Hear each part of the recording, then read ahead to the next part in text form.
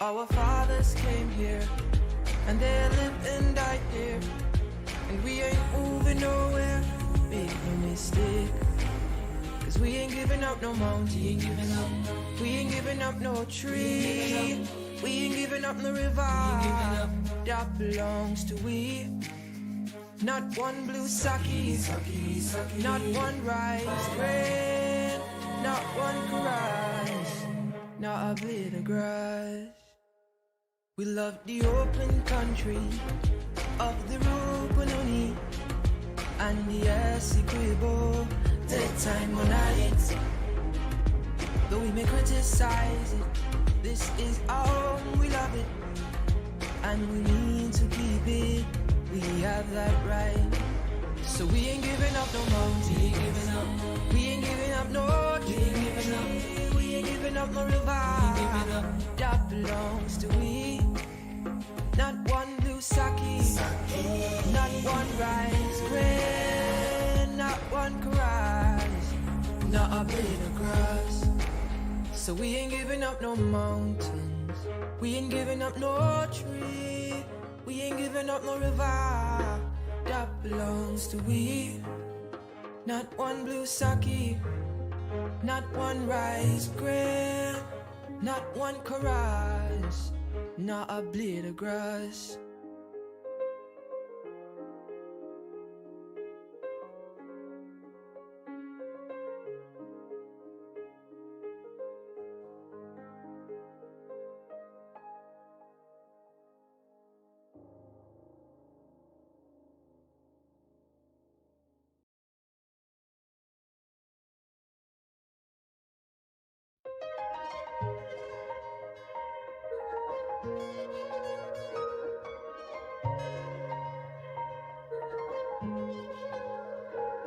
We are a peaceful people, struggle is we struggle, and we don't look for trouble.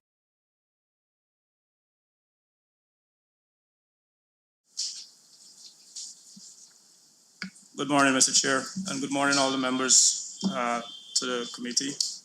I will start from my right and go around, and I'll have them state their own names and their designations, starting with the DPS. Thank you. Good morning, Chairman. Good morning, members. My name is Glendon Fojane, Deputy Permanent Secretary, Finance, Ministry of Health.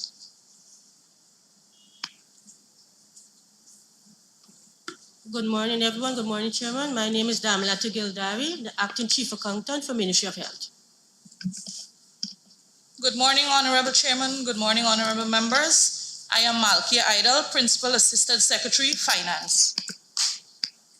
Good morning, Chairman. Good morning, Honorable Members. Retired Permanent Secretary, Colin Adams. Good morning, Chair. Good morning, Honorable Members. My name is Chetwin Phoenix, Principal Personnel Officer, Ministry of Health. Good morning, Honorable Chairman, Honorable Members. Abigail Smith, Principal Assistant Secretary General.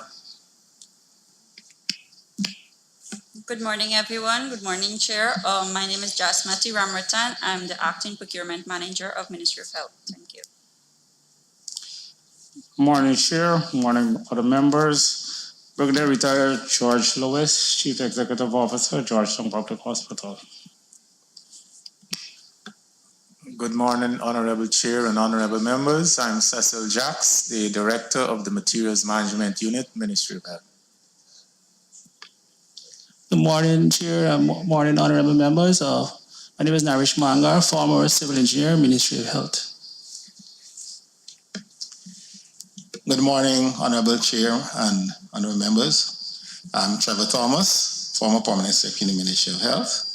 I'm presently in Health as Project Manager. That concludes the attendance. Thank you, PS. Members, we have 94 paragraphs before us for our consideration. If you are using the Auditor General's report, it's on page 190. And I put paragraphs 113 to 130 for our consideration. Members, the floor is open. 4:30, sorry. And may I remind all of us, we are live. Proceed. 4:13 to 4:30. Member Maipol, you have the Thank you, floor. sir. Sir, I noticed in 413 that there, I think 413 to 415,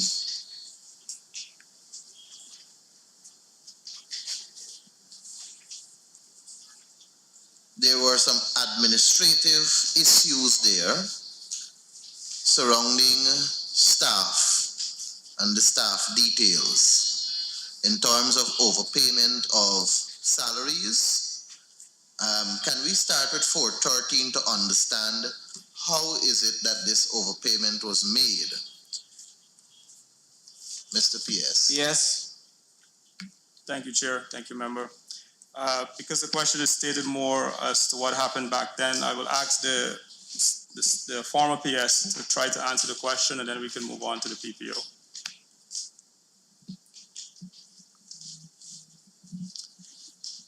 Thank you, Chair. The issue of overpayment is one that we continue to grapple with. I'll just try to give a brief scenario. Persons resign because salaries are often paid before the end of the month. Some the person walk off the job or resign. We have made attempts to contact persons. We have also asked legal advice on the matter. We have recovered monies from time to time, but it's an ongoing problem that we're dealing with. I think the ministry has since put system in place to try to reduce it as much as possible. So, for example, if persons proceed on leave, their salaries are withheld until they resume duties and so on. But the main challenge that persons are paid, the structure that persons are paid salaries before the end of the month, and something person just leave like that, walk off the job or resign. And while we make attempts to get them to recover funds, because salaries paid through the bank, it is not always that we are successful, but that ongoing effort to continue to recoup money from persons. So is there any system in place currently at the ministry to reduce overpayment of salaries? And that question comes on the backdrop that there are a number of ministries that are grappling with this issue, overpayment of salaries. So is there any system currently in place to reduce the likelihood of there being a continuation of overpayment of salaries? Just a quick clarification, Chair. Do I need to speak through you, or can I respond directly? Through me, sir. Through the Chair, I will just give a broad answer, and then I'll ask the PPO to give any more specifics. What I've discovered so far is that we have to work on speeding up the process in terms of the bureaucratic process. And so the current system begins with getting everything up to speed, the backlog clear up, and that when somebody leaves, we can process the document in a timely manner and take quick action to reduce the hemorrhaging, so to speak. I will ask now the PPO to speak to some of the specific systems that we're using.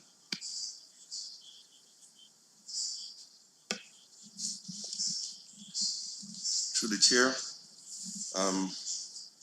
as was elaborated, the Ministry of Health, we face specific logistic challenges, given the fact that while we operate centrally, we have staff right across the 10 admin regions.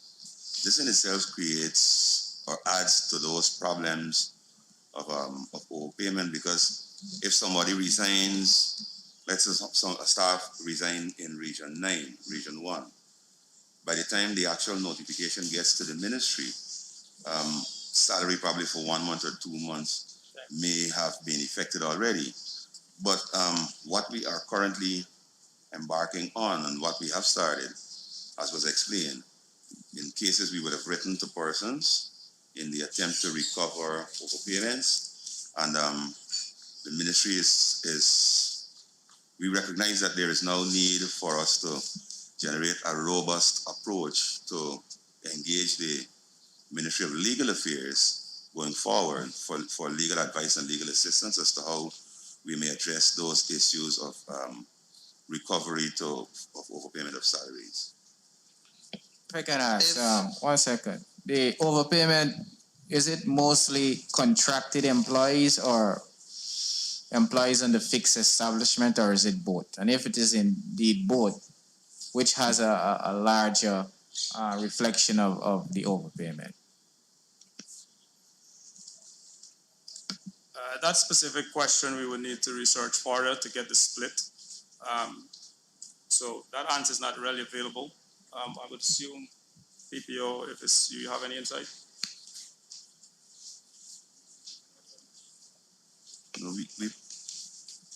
We can probably ask for some time to do further research and maybe provide a response at some subsequent time regarding the split that is being requested by the chair.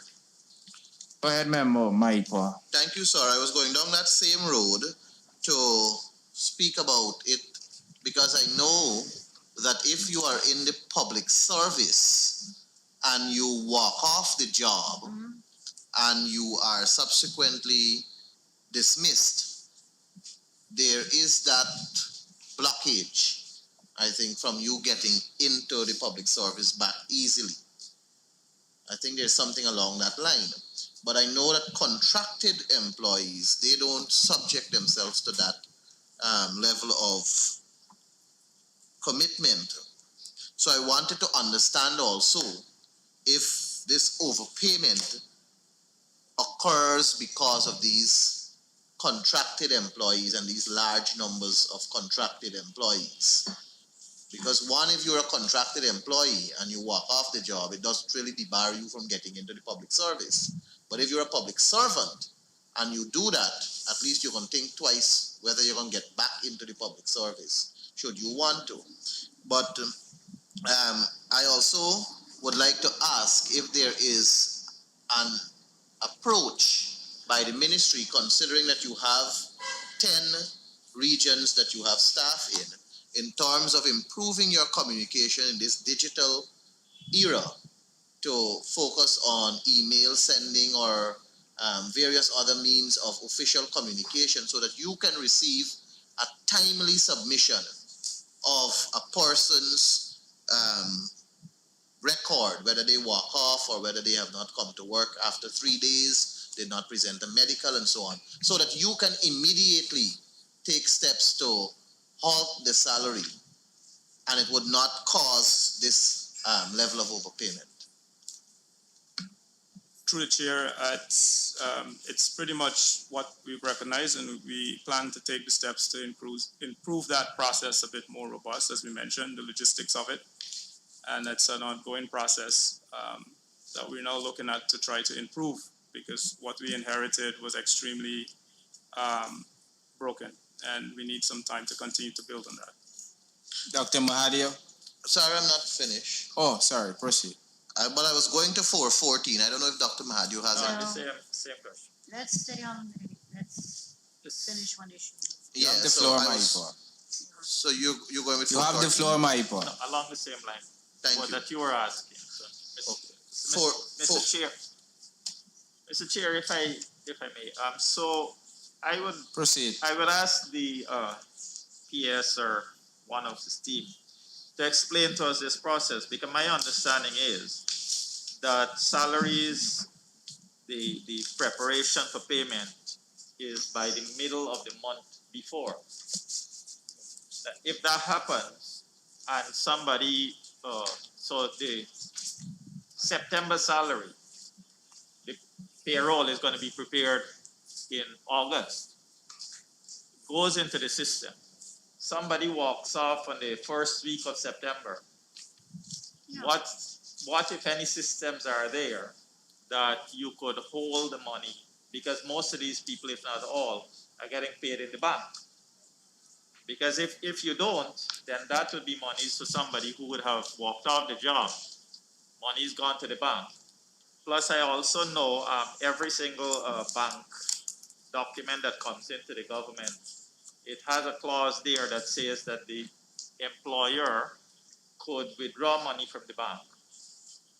Right? I don't know if it's still there, but I think So I would like to ask PS, if this is there, how can we deal with that? Because if you have 400 employees walking off, it is 400 months salary that you're going to lose because of the system that is in place. Through the chair, it's a question of accounting and financial management regulations. The honest answer now, we would need to seek further clarification from the accountant general on what steps we can take to stop that process after it's initiated, and in this case, 4 weeks in advance or so. So what we can say is that we'll take steps to get more guidance on what mitigating actions we can take in retrospect before the bank can release the checks. And for that, I need more guidance from finance. Can the accountant general give some guidance to that question? Thank you, Chair. With regards to overpayment, our current system, all salaries that are paid to the bank are paid to the electronic fund transfer system transmitted through the Bank of Guyana. Salaries are most times payable within 2 hours when we transmit that file to Bank of Guyana. So the employees can access that account within 2 hours. We send it at 10, by 12, or a little after, the employee can access through the ATM. However, despite that,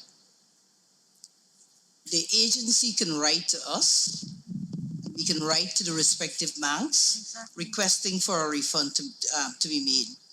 However, there are some banks that are very skeptical to refund the amounts because their policy is the customer should give them authority to access their account.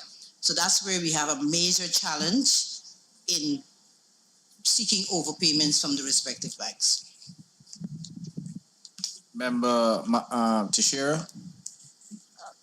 Thank you, Mr. Chairman. To follow up on that issue, we have had the IFMAS system, I think now it's IFMIS, I think, for quite a number of years. And I remember this matter coming up in PAC before, and that in most ministries by the 6th of the month, the payroll is created for the end of that particular month. So everyone's there, you put them on the payroll. My understanding is if between the 6th of the month and when pay is released, as the accountant general says, you discover that a person has walked off, you can inform the Ministry of Finance and they will take that person off the IFMAS system so the money does not go in the bank account. So I think that goes back to my Paul being alert. And therefore, and I agree, I was in the Ministry of Health. I know it's a gargantuan ministry, particularly with the interior regions. However, a number of those staff are dealt with through the RDCs. But this is a 2016 report. So whilst we're nice to hear what you're going to do now, so I think what PSs don't do, just to go back to the point I was making, is that there has to be more careful examination of the payroll, even though you do it on the 6th of the month and submit to finance, that the RHOs out there and who are in charge of the regions and the ministry heads of department, someone walks off the job, they haven't found them for 3-4 days or whatever, they haven't submitted a medical, they may not have officially resigned, they're just not there. There's supposed to be a system in the personnel department to say that for those heads of departments to alert the personnel that this chap hasn't come to work for 3 days and there's no medical, no communication. In fact, that's reason to stop the payroll in the first place. You may not know that they've actually walked off.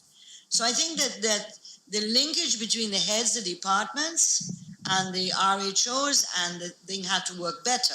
However, we still have to account for money that hasn't been returned to the taxpayers for 2016.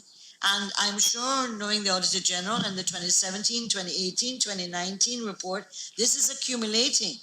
When you go to paragraph 485, it's an expansion of 413 in terms of the amount of money between 2011 and 2016 that is still outstanding. So the amount goes up, if I think, from what was 4 point something, and only 4.6 has been returned.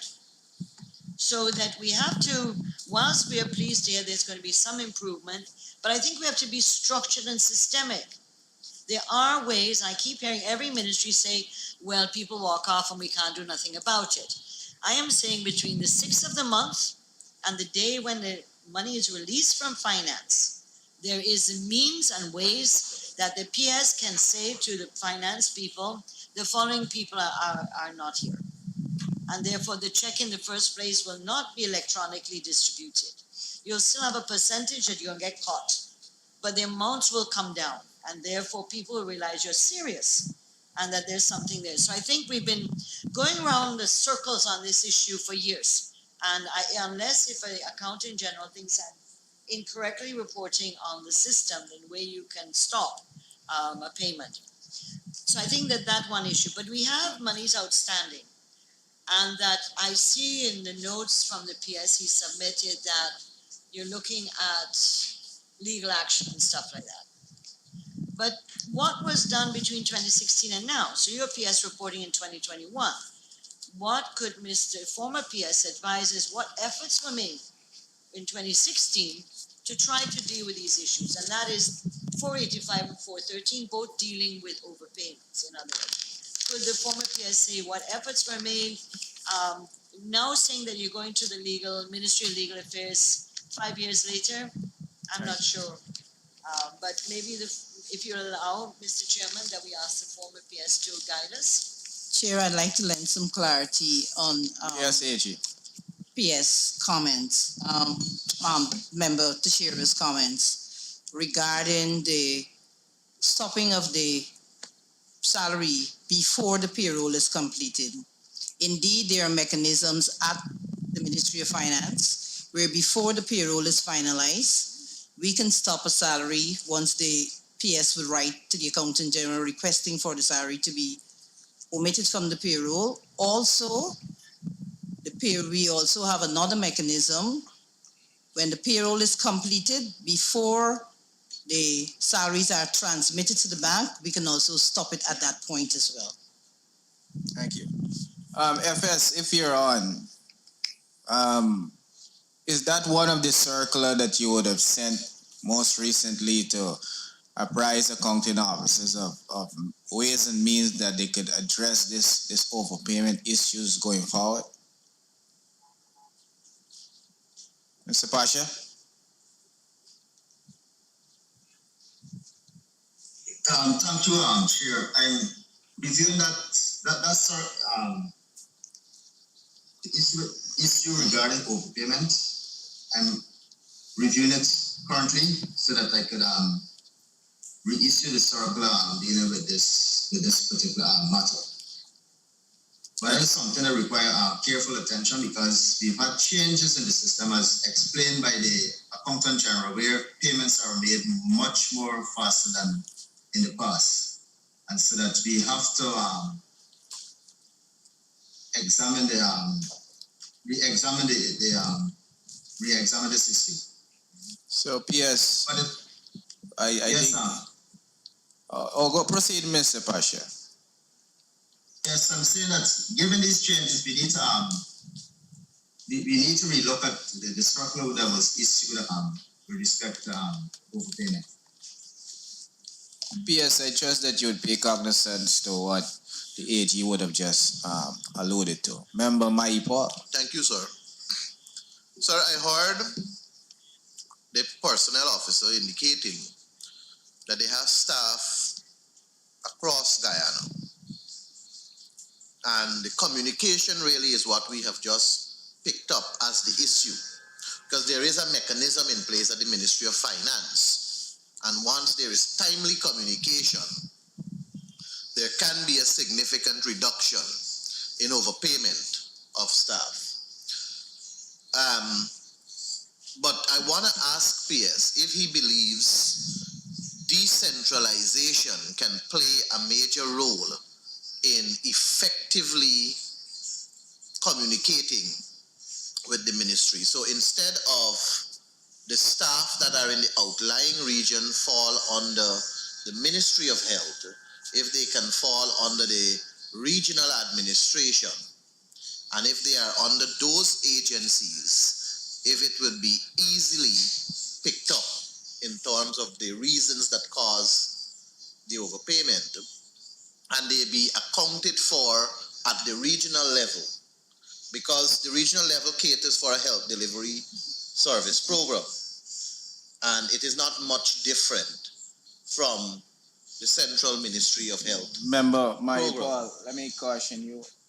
One, that question borders around policy decision, of which the PS has no direction in that regard. So he cannot say that by decentralization that will help, because that is a form of policy direction. So if you could rephrase your question that doesn't infringes on a policy direction, then the PS would definitely be in a better position to provide an answer. Thank you, sir, but I'm not sure if I was heading into the direction of changing a policy. You ask him if he believes or if he feels I was asking if- decentralization can work. If his opinion is of such. No, but we're not dealing with opinions here, member Mike Paul. And more so, the PS cannot answer such a question because it borders on a policy decision that a government may have to make with respect to decentralization of services. He cannot make that determination. I'm guided, sir. Thank you very much. I'd like to move to Proceed. 414. And in 414, there was a total of 1,362 contracted employees. And after the December 2016 payroll, there were 879 contracted employees. Can the PS say how many of these contracted employees were put on the fixed establishment? Because I think there was a policy along the line to have employees that are 44 years and below employed on contract be placed on the fixed establishment. Can the PS say what measures were taken to ensure that that was done, and what are the numbers that were placed on the fixed establishment? And if I may further ask, currently, what is your number in terms of contracted employees? Through the chair, for the first question, I'll defer to the former PS to advise at that time, and then we'll circle back to the others. Thank you, Chair. So the ministry commenced the process of moving persons from contracted status to the permanent establishment.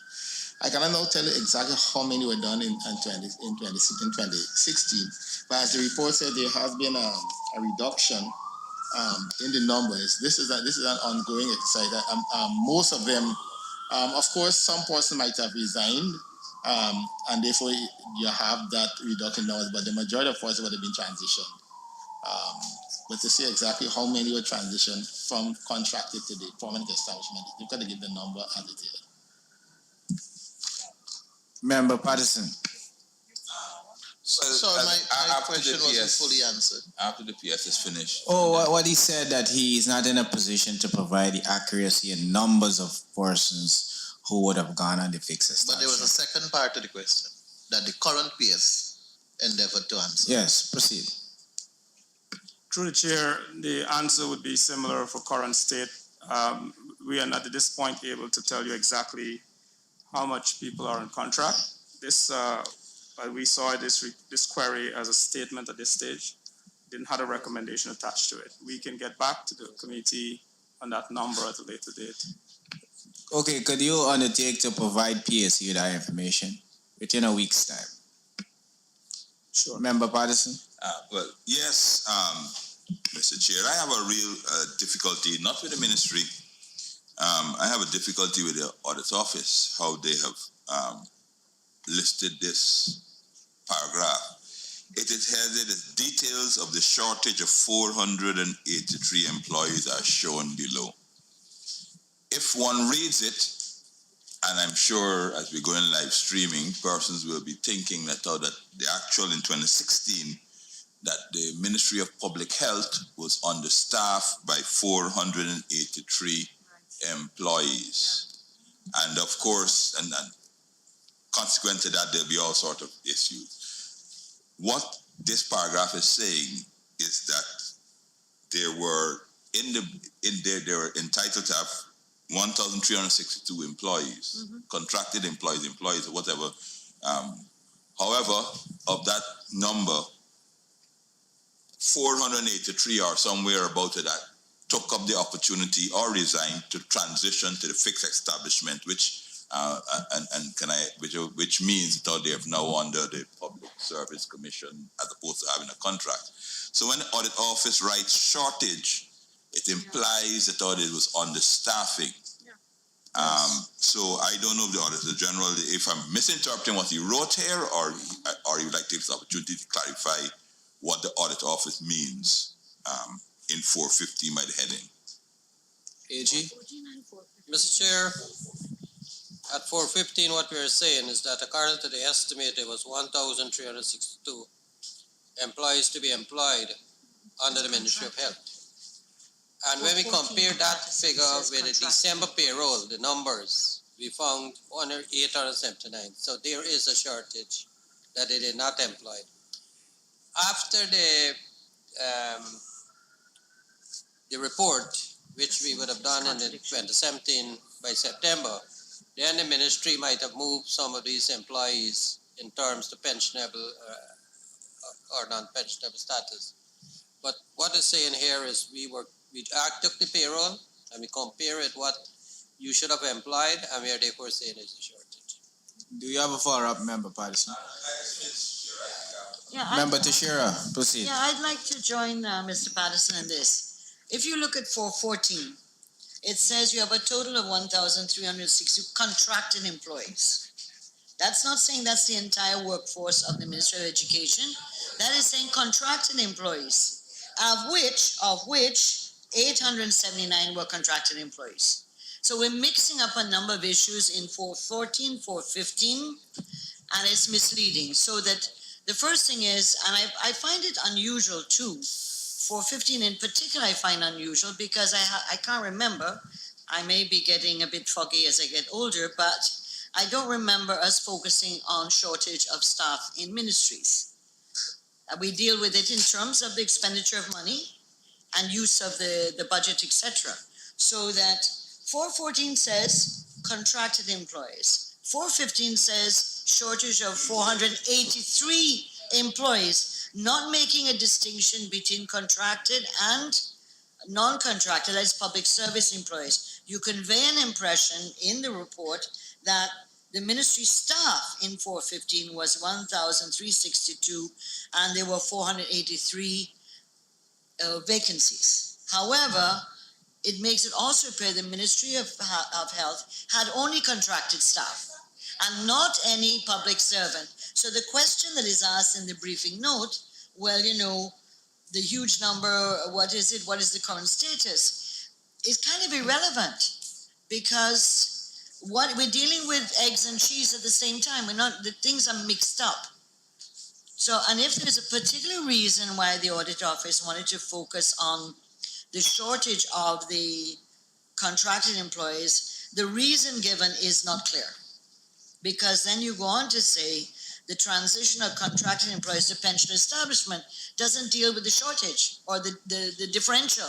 So this whole section is mixed up. You're dealing with 3-4 different issues simultaneously. And I caution the Auditor General to be a little more judicious in language. We've had this discussion before.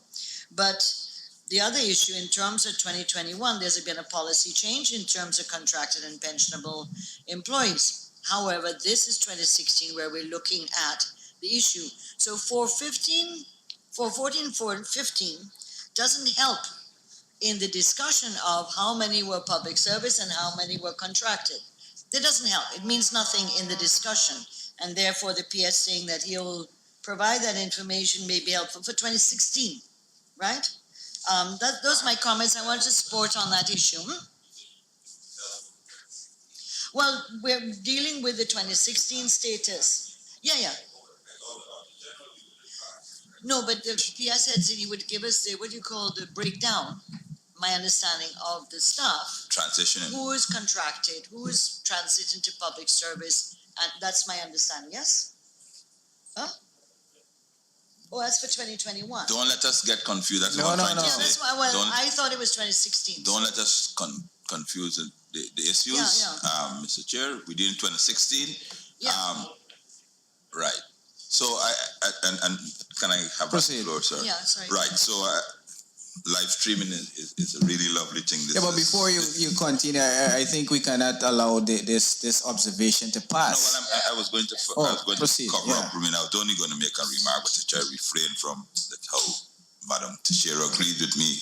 We're live streaming, but irrespective of that, I would like the Auditor General to make this clear, right? Exactly what it is that we're saying here, and if we could ensure, you can ensure that the word shortage, at least, right? Irrespective of the shortage, at least in the report, you can define it so that no one, for the records, no one can be misled.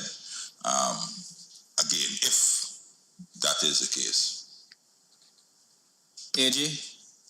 Through the chair, I'd like to ask the manager to, Mr. Darraj Prasad, to explain it.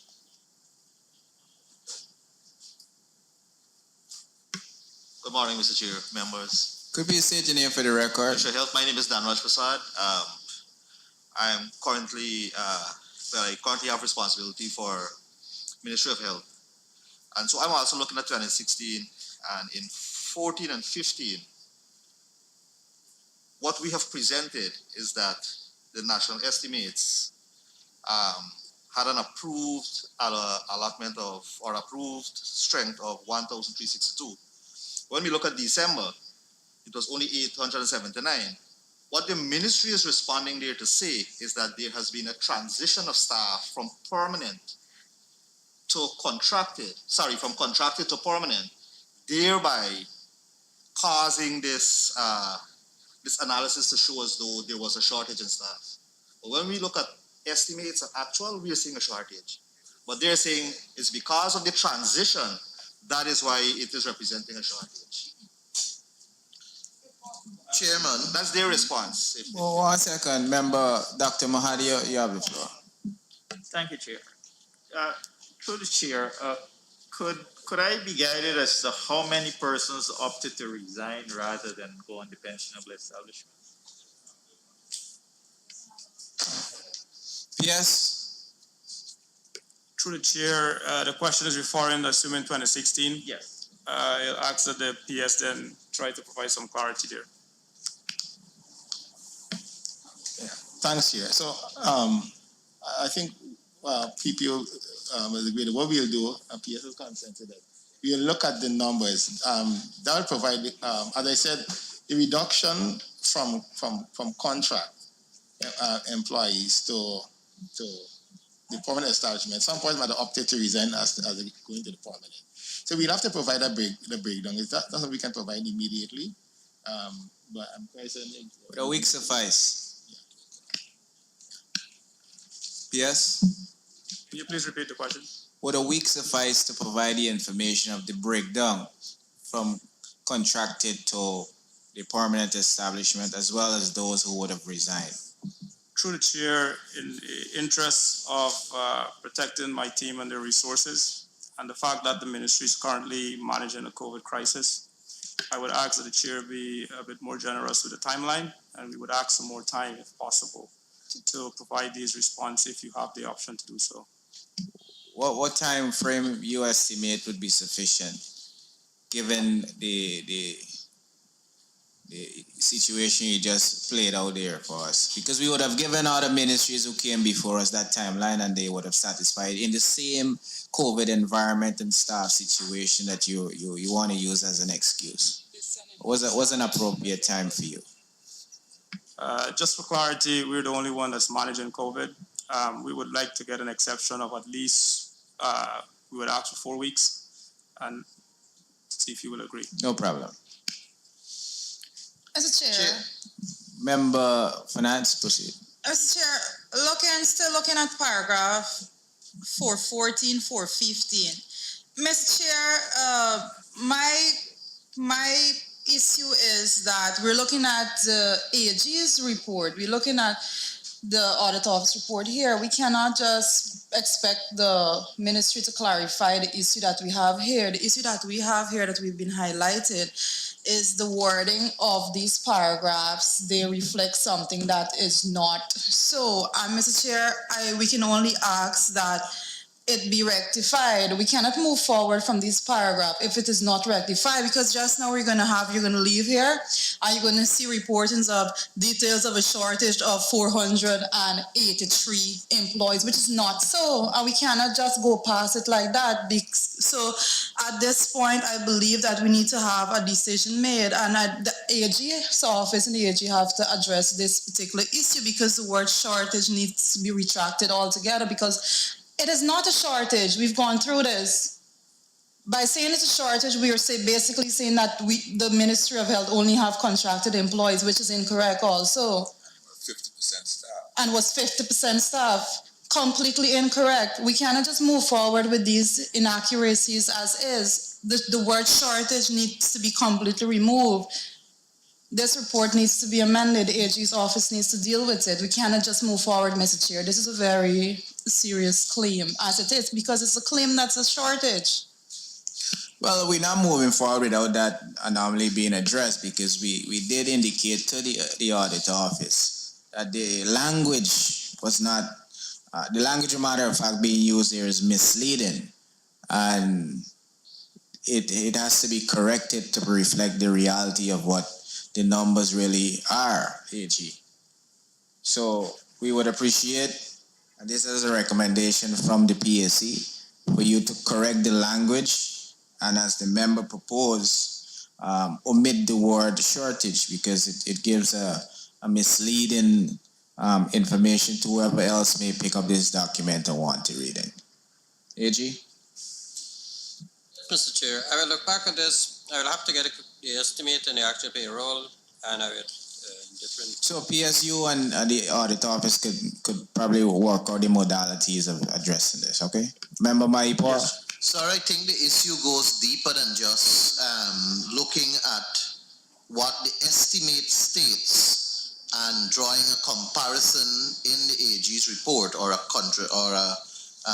making a statement in the AG's report and simply removing the word shortage, because the ministry responded to this finding, and we established already earlier in this house that the AG, after pointing out this anomaly, would be how numbers have increased in terms of people being on the pensionable establishment, so that you will be able now to understand why this figure 483 exists. So I want to ask the AG if the audit that is being done is simply looking at what exists in terms of what is at the ministry and drawing a comparison from the estimates and expenditure of the year, or is it not that they will facilitate an inquiry to find the issue and then put it in the report? Because what I'm seeing here is that the auditor is saying one thing, and the auditor is basing their argument on what exists in the estimates and expenditure. But clearly the auditor has not considered the move that the ministry took to do the transitioning, and there's no reference to that. So not only restructuring of the paragraph, but more information is needed, sir. I'm in agreement with you, Honorable Member, and that is why we said that the ministry, the PS, in collaboration with the audit office, will come together to address these discrepancies. Member Teixeira? Yeah, can I just, the Auditor General's office is independent of us by constitution.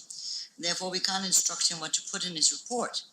However, when we do our report on the 2016 PAC, we can make comments on specific paragraphs we felt that the Auditor General may have misstepped or that required further amendment.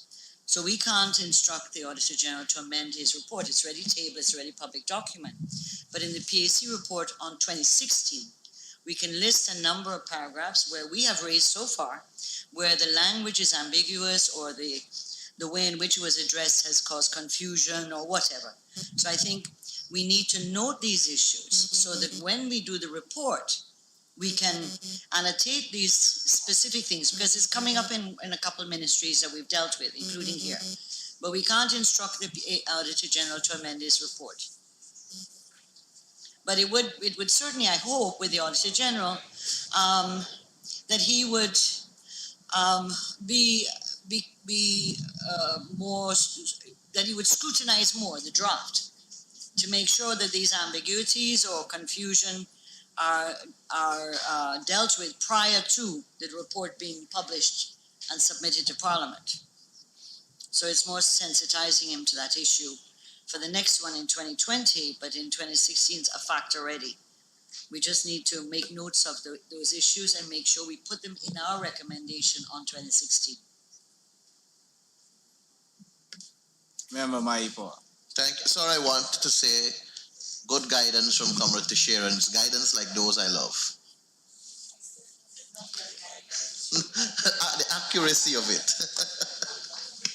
Member, keep those comments private. Member Dr. Mahadio, proceed. Chair, could we move on? Yes. For 18, drugs and medical supplies. Yeah. So Chair, as at September 2017, 6 suppliers, the payments totaling $318 plus million did not fully honor their obligations. And Chair, from my own experience being a medical doctor and being in the fields, in 2017, we were having severe drug shortages.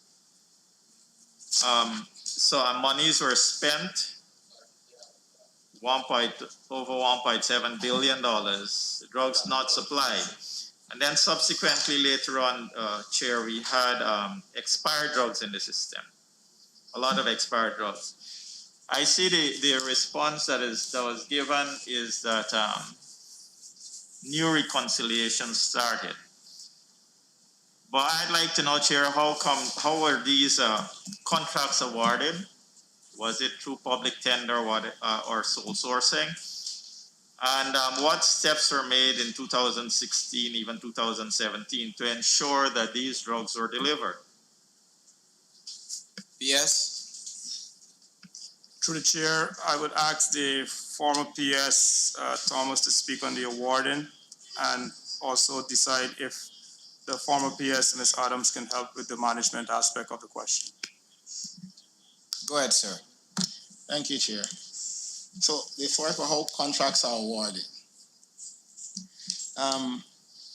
with respect to medicines, as against, and I'm separating because drugs and medical supplies would cover both medicines and medical consumables.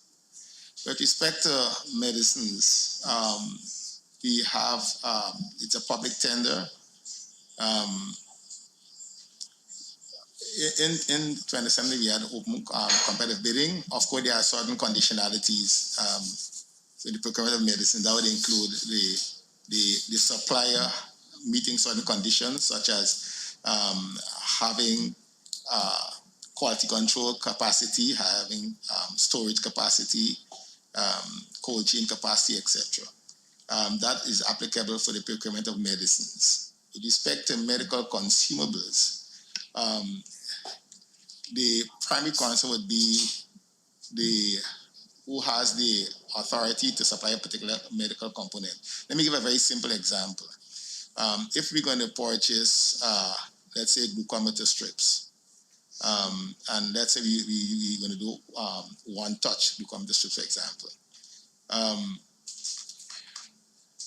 Another very simple example, it means that glucometer strips will only be purchased by someone who's authorized to supply the particular glucometer. Or if I use, let's say, hematology analyzer, a Beckman-Coulter hematology analyzer. What we do, we ask for persons who have either the authorized representative, authorized or dealership for it here. And in that case, we'll ask NPTA for permission for a single source or sole sourcing of it, because you no need to go to open competitive bidding because it's a particular item, and you have to use a particular reagent. So like reagents and medical consumables, and I said that's the difference between medicines and medical consumables. So that's the process for the procurement of the medicines. Chair, if I may. So, but former PS. So, but if you're going to buy an equipment, you'll buy an equipment, I would presume, because in 2016 there was a policy that was stated in this parliament that there will be no sole sourcing. Yeah. So you were going back to your example. If you're buying a particular glucometer for that piece of equipment, subsequently the supply will have to come from that company. I agree with that. But to get to the glucometer, was it also open tender? Thank you very much, Chair. All right. So there are a couple of things that the ministry would do. One is what is being used in the system. So if I use back in the very simple example of a glucometer, if we use one touch, that being the standard in the health system, the likelihood that we'll continue to use it unless we have the serious defects or quality issues, or the price has become so exorbitant that we may need to just scrap all that we have and then go to a new set of glucometers. But by and large, we would use what has been in the system, what equipment, whether it's a glucometer, from a simple example, glucometer, to whether it's a testing machine, analyzer, whatever medical equipment we're buying, that be informed by who supplies the item, the reagents, to use it, and so on. The open competitive bidding is specifically related to medicines because medicines, it's a little different in terms of along the supply meets the requirements for the supply of the medicine, then they're allowed to bid. So, yes, former PS. So you're telling me that the equipment were sole sourced? Well, some equipment might have been sole source because the lab people, for example, they would have done the analysis and they said, okay, which is the better equipment to use for whatever purpose, whatever the medical equipment is. But I want to start from the point that the ministry would, through its technical people, determine this is the best machine for this particular outcome. And having determined that, then we will then source that machine. Of course, we have to find out who supplies those machines and so on. The thing about it is that having made a decision as to what equipment one would buy, we recognize that we are locked into whatever consumables that equipment No, I understand the consumables. Yeah, but by and large, the technical specs will for determine where we buy. And if those machines are, so again, the thing is that having determined that this equipment is needed, we then move to the next year to determine who supplies those equipment there, whether they are the local agent or the regional agent, and based on that. But by and large, most medical equipment have their specific manufacturer and manufacturer representative. And our sole source. And a sole source, yeah. Member Patterson. You still have a follow-up? Yeah. Yes, Mr. Chair. So we purchased drugs and medical supplies since early, I guess, 2016. By December 31st, we would have already spent 1.6 billion, but yet in September 2017, we were not in receipt of these drugs and medical supplies. Were there any steps that were taken to ensure that these supplies were coming in? What were we doing to get it in? Because in the country at that time, there were severe shortages.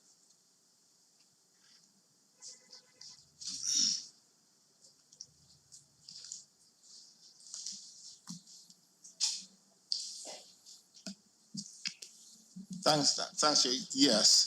So, Chair, I'm just trying to get a clarification from Honourable Member Amadio. So it was basically talking about how we paying for supplies, and we still have shortage. Yeah. Just a clarification. Could you repeat your question, Dr. Mario? My The second question part, is, what steps, monies are spent, what steps are we taking to ensure that we were going to receive these things in a timely manner? We would have already paid the money. Yeah. Or what are we doing then? Right. Thanks very much. So yes, we paid. Payments are made on based on deliveries. I think one of the challenges we've had, and we've been working with, I think it's in the response, is that to keep reconciling the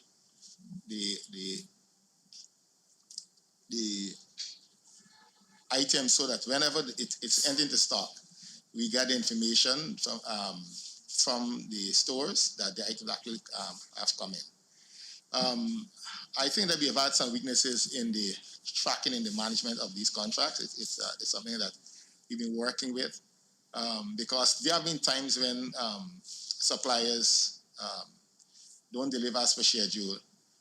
There also have been times when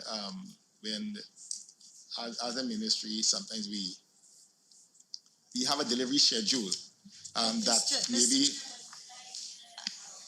Please. Yeah. We're getting into esoteric issues. The issue is this money was paid and the goods were not delivered as of September 2017. When and if were this outstanding drugs and medical supplies delivered at any point, and when? Or was it that 168 million was never delivered and written off? I mean, we're dealing with, we're talking academically. That's the question. Just answer the question, member. Yeah, let's get down to brass tacks. We don't need examples. Just answer the question. Sorry, Patterson. Yeah. Thanks for the clarification, Honourable Member Tishia. Yeah. So yes, drugs have been delivered. Your light on? Your light on? Put your light on. Drugs have been delivered. Thanks for the clarification, Honourable Member Tishia. Drugs have been delivered, and there's an ongoing process of reconciling the statements coming out from our stores. But drugs, there's a continuous delivery of drugs. Okay. And you would have seen in subsequent people that this situation would have changed. Yeah. Thank you. Member Patterson. Thank you very much, Mr. Chair. Just let me try, just like Madam Chair, to bring this 418 back into perspective.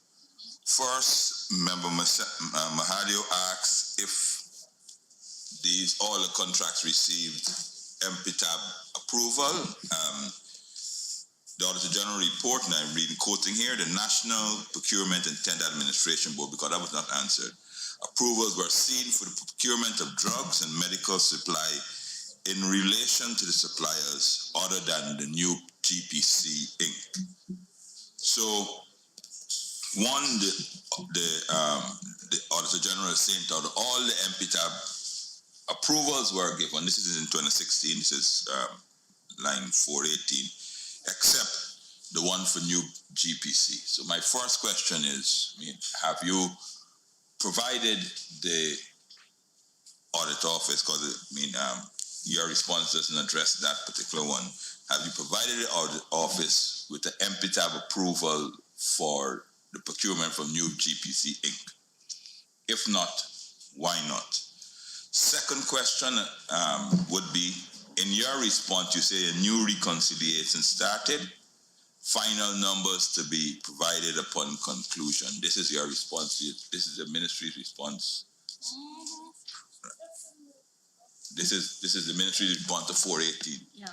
So obviously my second question will be straight, has this reconciliation been completed? This is 2016. And if so, what are the final numbers vis-a-vis this? The My third issue is the matter I heard and I think that's where Mrs. Madam Chair. Member Patterson, you could get a follow-up because everyone he lost the question there. So let him answer the first two and then you could have a follow-up. You come back to me. Yes. Without interruption. Certainly. I'll take it. Thank you, Mr. Chair. For the retroactive question, for the year in question, I'll ask the former PS to answer, and then I'll revert back to the reconciliation question.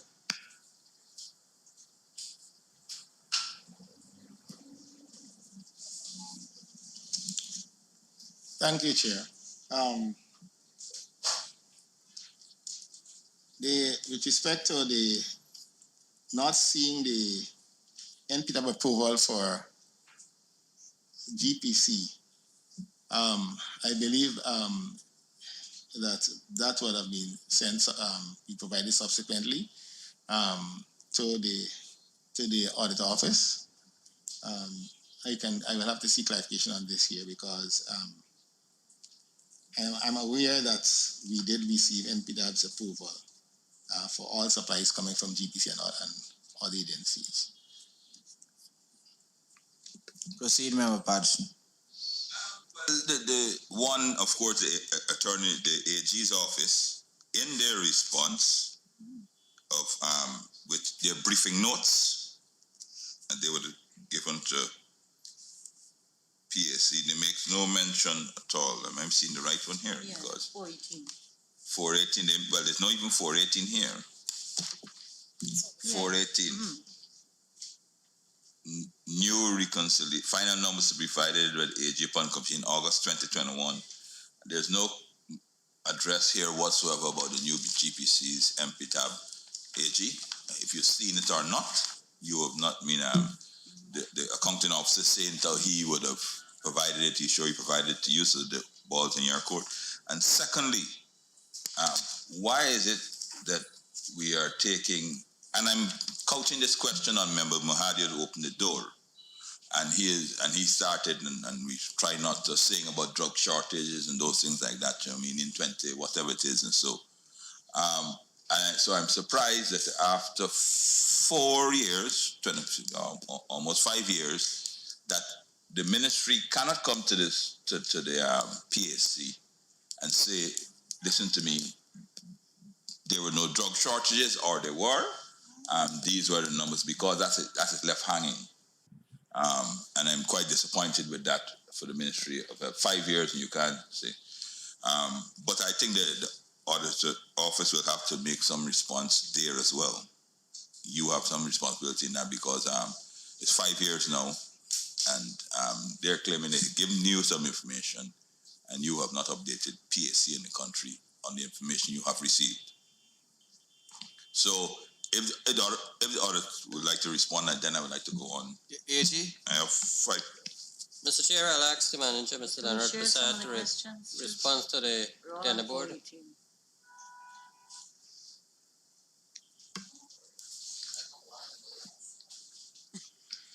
Everybody can get it then. Who's responding, sir? Go ahead, Mr. Prasad. Thanks, Chair. We haven't received any approvals for new GPC Inc. So you're saying that the ministry didn't provide you with that? They did not provide any. Yes. Could you reaffirm if you did or did not provide the audit office with that information? Mr. Chair, I'm going to check with NPTAB. I'm sure I know we had GPC's approval from NPTAB. So this is 2016. Are you saying you're not in possession of the records? Is why you got to check with NPTAB? No, this is 2016. It doesn't matter, sir. Yeah. You are supposed to be in possession of the records. Right, but I would not have. We are looking at this here now, yes. Mr. Chair. I'm speaking because I'm referring to 2016 during my tenure as permanent secretary. This report would have come out in 2017, and I know that we would have received NPTAB approval. So what I'm saying is that I'm given undertaking that I will check with NPTAP for a copy of that approval. Wouldn't a copy of the approval be at the ministry of itself? I understand that you're no longer there, but the record of that approval should be with the Ministry of Health. So could the PS give an undertaking to provide that information, sir? Mr. Chair, before I respond, there's a point of clarity in the statement from the AG's report. I am not too clear on whether the MPTAB award for new GPC is referring to 2016 or 2017. There was no, I'm probably looking at this wrong, but I can't really get a specificity in whether it's referring to 2016 or 2017. Even though the report. Award. I mean, of course, I'm still on the floor. Yes. And thank you, Madam Chair. This is even getting a bit absurd. Yeah, we are looking at 2016 auditor order. Pardon? No, it's my Paul and I. Could you please take off your mic, Madam Chair? I'll acknowledge you when I'm ready for you. Right. No, me. So we're looking at you won't allow. We're looking at the audit office report for 2016. Once again, like I had the issue with the staff shortages. Member Mahadio made a very broad statement about drug shortages in 2017.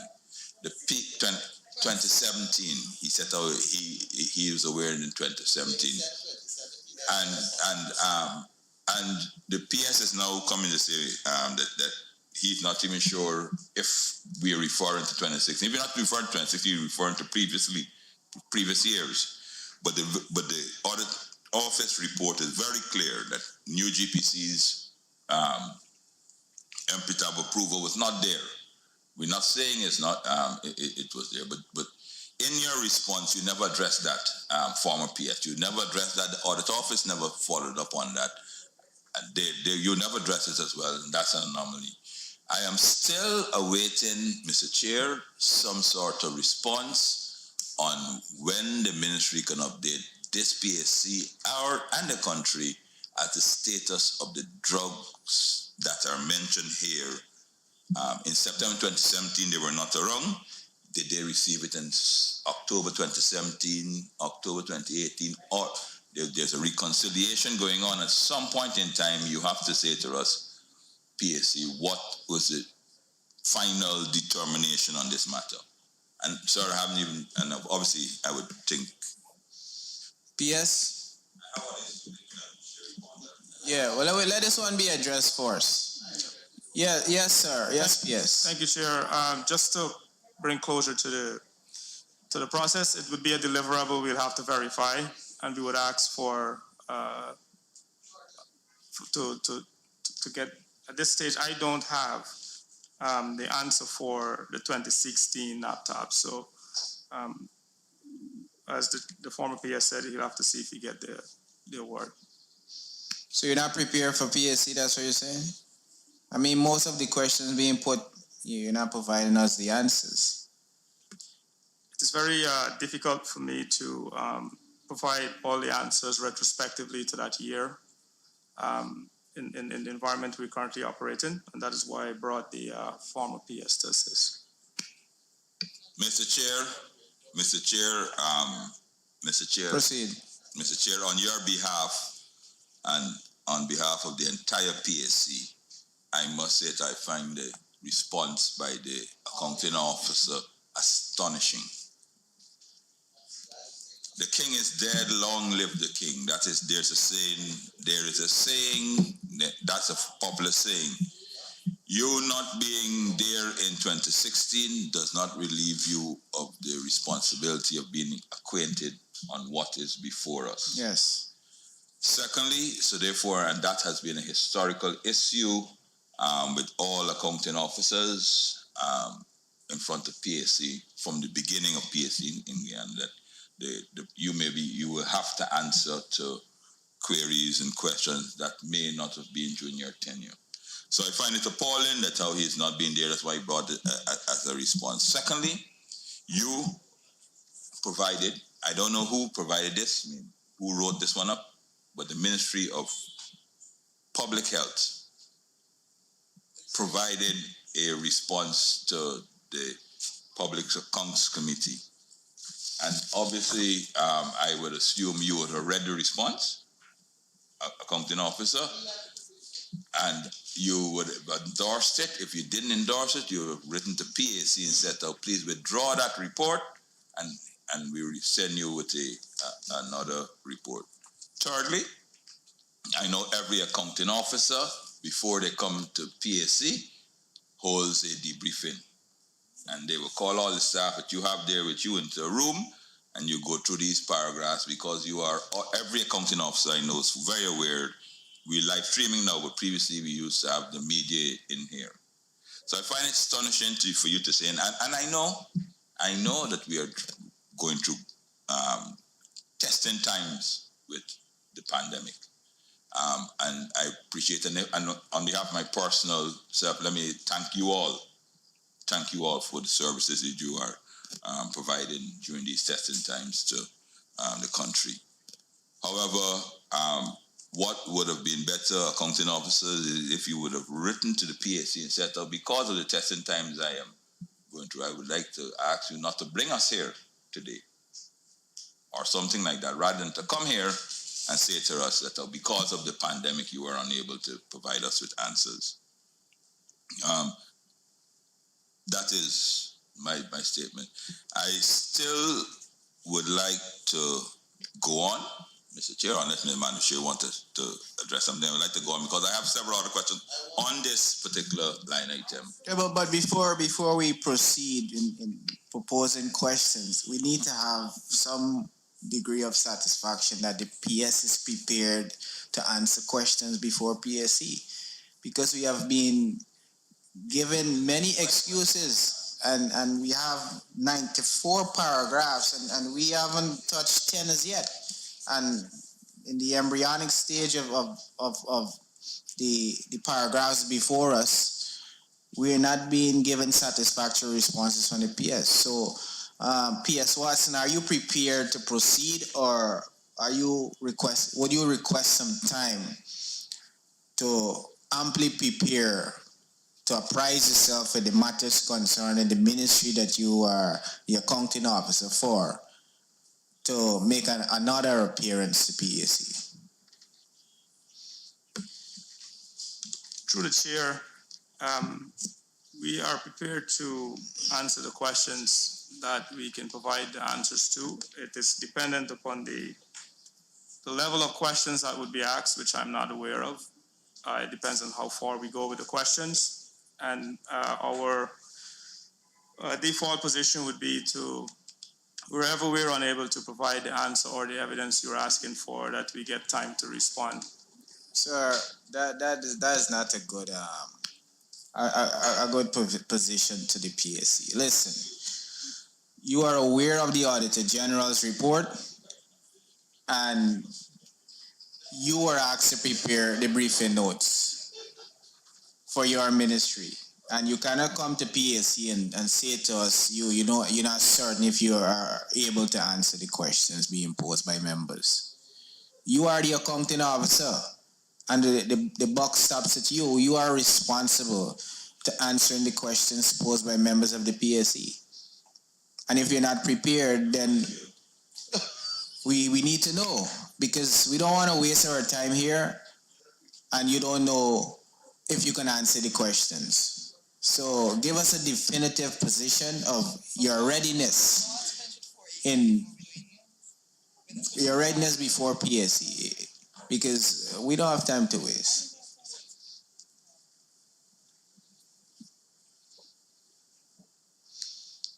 PS? I am chairing, sir. You can't tell me who to get the floor. I'm giving you the floor. Sir, we will continue with the process. Member Maipa? Thank you, sir. Sir, I just want to go back to this sole sourcing that Honorable Mahadio was talking about and ask the question to the PS. Would you agree with me that it was based on technical advice that caused the sole sourcing to which Dr. Mahadio was referencing in terms of the purchasing of the equipment? That's correct, honorable member. And that's why I made a distinction between medical supplies or medical consumables and medicines. Thank you. Yeah. The second question, which is very short, the PS said that they are operating in a COVID environment, and that has caused them to request more time and so on. Is the Ministry of Public Health operating differently from all the other ministries, departments, and regions? Because I know that all staff have returned to work since August, I think 5th or 6th. All staff are back out. Is the ministry operating differently? Do you not have all your staff out? And are they not working from 8 to 4:30 like all other ministries and all other departments and regions? Is that the reason why you're saying that the COVID environment is disturbing you from ascertaining and gathering information? Through the chair, we have a full return to work of staff already. I would assume that the staffing structure for the ministry have not adjusted yet to manage a crisis of this magnitude, and therefore the existing constitution of staffing is rebuilding a primary healthcare system as we concurrently manage the COVID crisis. So I'm just stating it as a matter of fact that we have competing priorities, and we are managing everything as the best as we can. But there's no issue in the sense of no return to work. Whatever staff is employed with the ministry was asked to return to work. Thank you. Over to you, Chair. Before I give Madam to share, if all staff are asked to report to work, are all those staff mandated to take the vaccines? Through the chair, I'm not sure if that's a question relating to this report. Am I obligated to answer that question here? Yes. Audit. You're asking for policy, which you said you shouldn't be asked about policy. So there's a There's policy. a COVID measure, and there's no mandatory COVID measures. You have the floor. There's no mandatory. Yes, can I have the floor? Thank you. I wait. I have to use subterfuge to get into the floor. My friend here is chairman. Strike that word substitute from the record. My chairman is giving me a hard time today getting in. Yeah, Mr. Chairman, a couple of things. 2016. I want to ask the Auditor General if it was that, as the gentleman at the back said, that they didn't have a NPTAB award for new GBC. Why wasn't that highlighted in the Auditor General report as a serious breach? How could you spend $600 million without an award, either single source or by an award of a public tender? So, well, first of all, why wasn't that an issue for the Auditor General, unless at some point it was recognized as a cabinet decision or NPTAB giving an award for the GPC? Secondly, I want a definitive answer. 168.462 was million, sorry, 168,462,000 drugs were not delivered as of September 2017 when the 2016 Auditor General's report was submitted to the Parliament. Did the ministry receive drugs and medical supplies of 168 million after September 2017, and when? And if they never received it, these drugs amounting to that amount, what did the ministry do to ensure that, one, they either got the drugs, or two, that the money was refunded? Three, at that time, the Ministry of Health had a materials management unit which was up and running. So when I'm reading about reconciliation in 2021, I find that astounding. There was an MMU of 2016 that had a data system, an electronic system that had been devised with assistance, foreign assistance, etc. So why can we not get information today 2021 of the records of 2016? Were they disappeared? Were they evaporated? Did someone tamper with them? That's why you can't give us that report? The next issue is that Madam Chair, there's a lot of questions. Could we ask the AG? questions. Could we ask the AG to answer the first part of the question with respect to it not being reflected in the AG's report?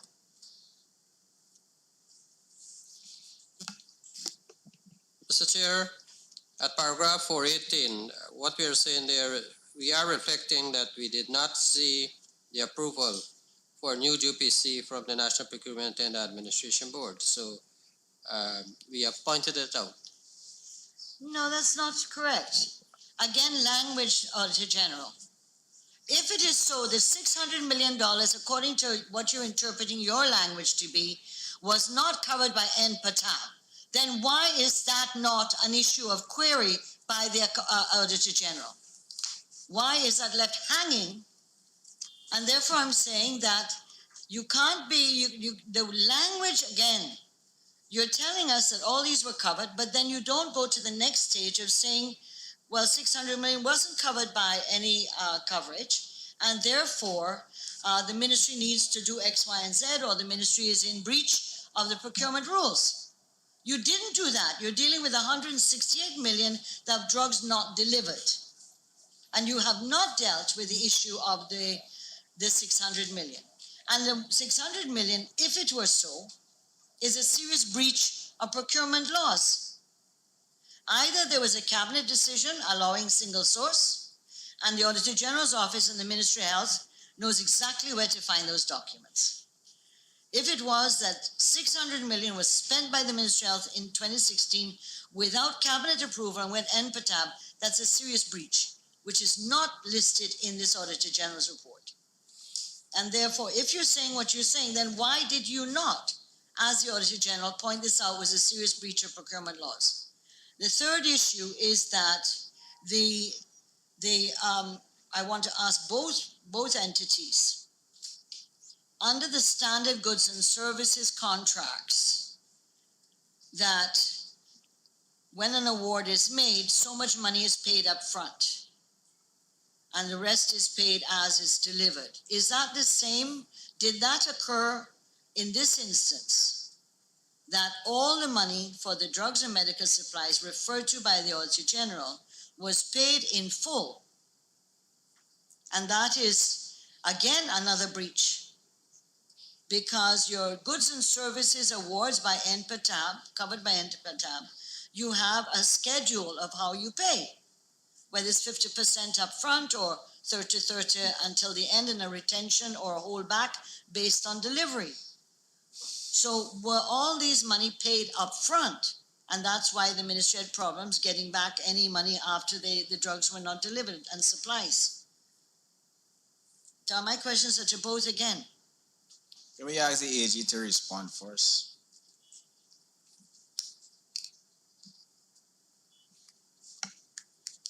Mr. Chair, I'll have to check my working paper in terms of why I didn't follow up the part with the absence of the National Procurement and Administration approval for new GPC, but I did point it out here that we did not see it. Secondly, these were payments made upfront for items not delivered. So we would have checked that if it wasn't paid, we would say contract sum.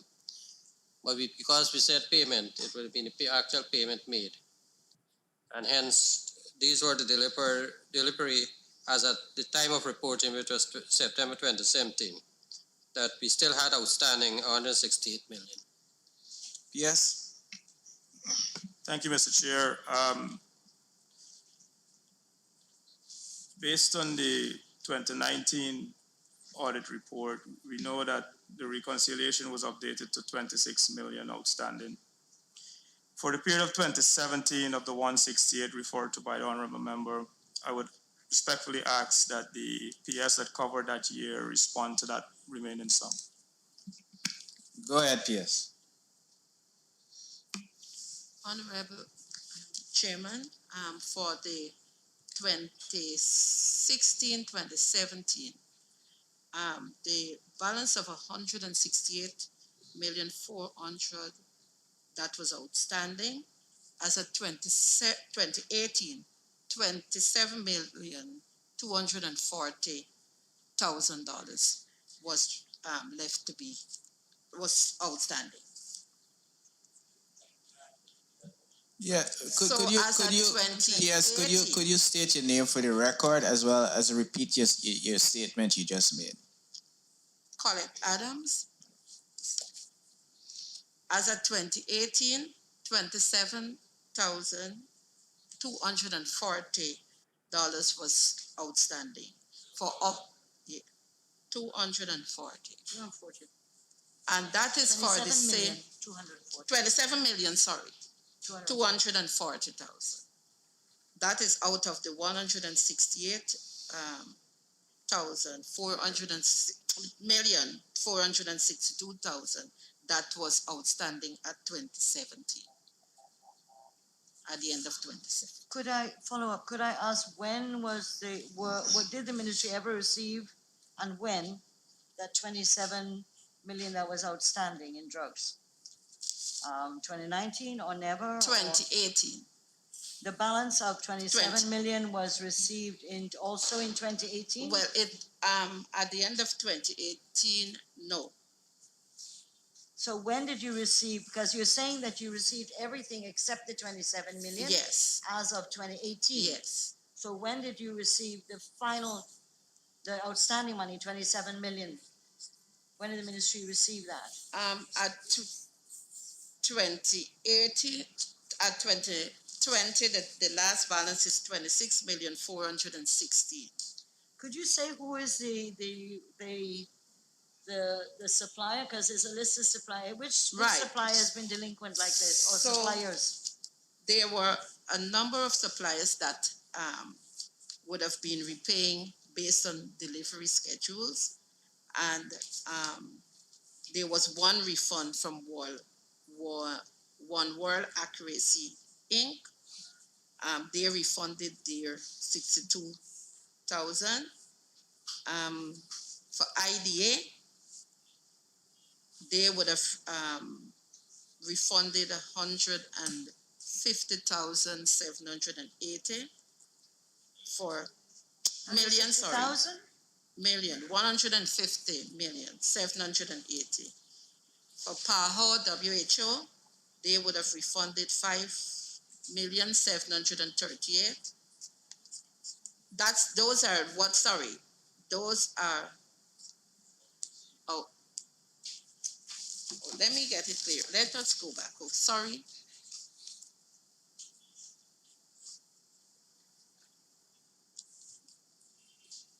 The deliveries received as of 2017 for IDA, 137,752,000. For Intercontinental Pharma, 6,640,000. They would have paid off their Scientific Supplies, did not pay. They still an outstanding of 2,474,000. One World Accuracy, they refunded the 62 million. King's Dental. That's 62,000. 62,000.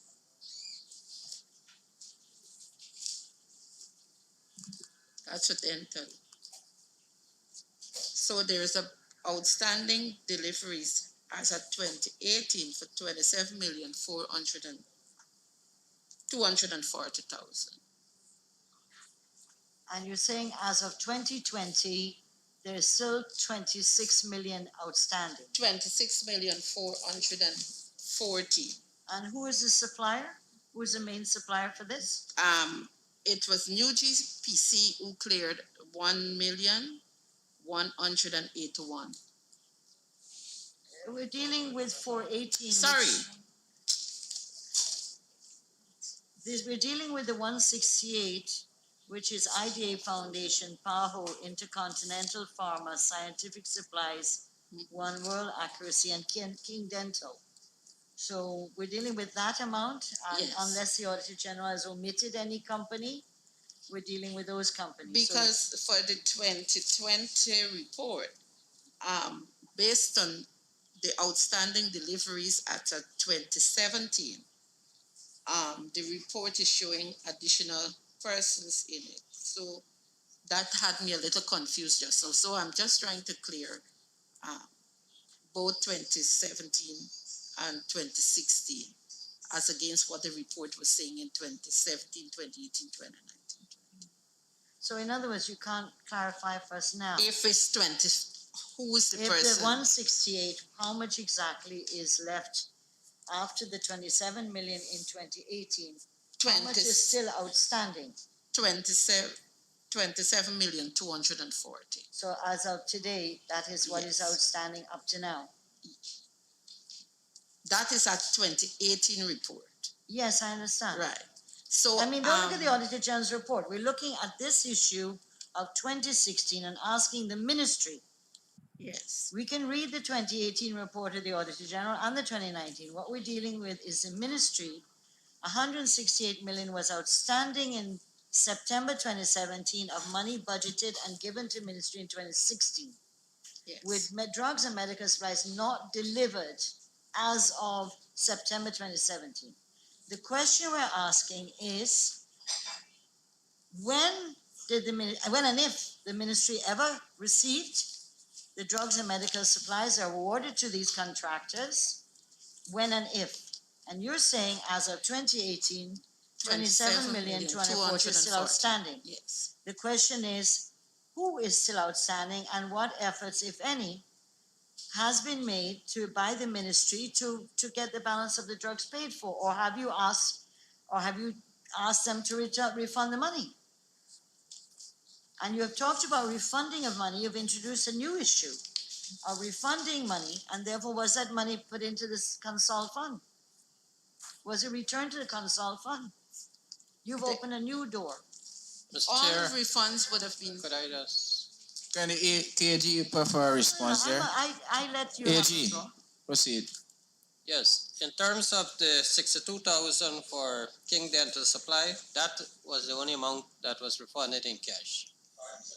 The 62,000 in respect of King Dental Supplies, that 62,000 was actually refunded. To the And we have a consult receipt, fund? To the 62,000. consult fund? Yeah. Yes. In terms of the 26,000 that was outstanding, Million.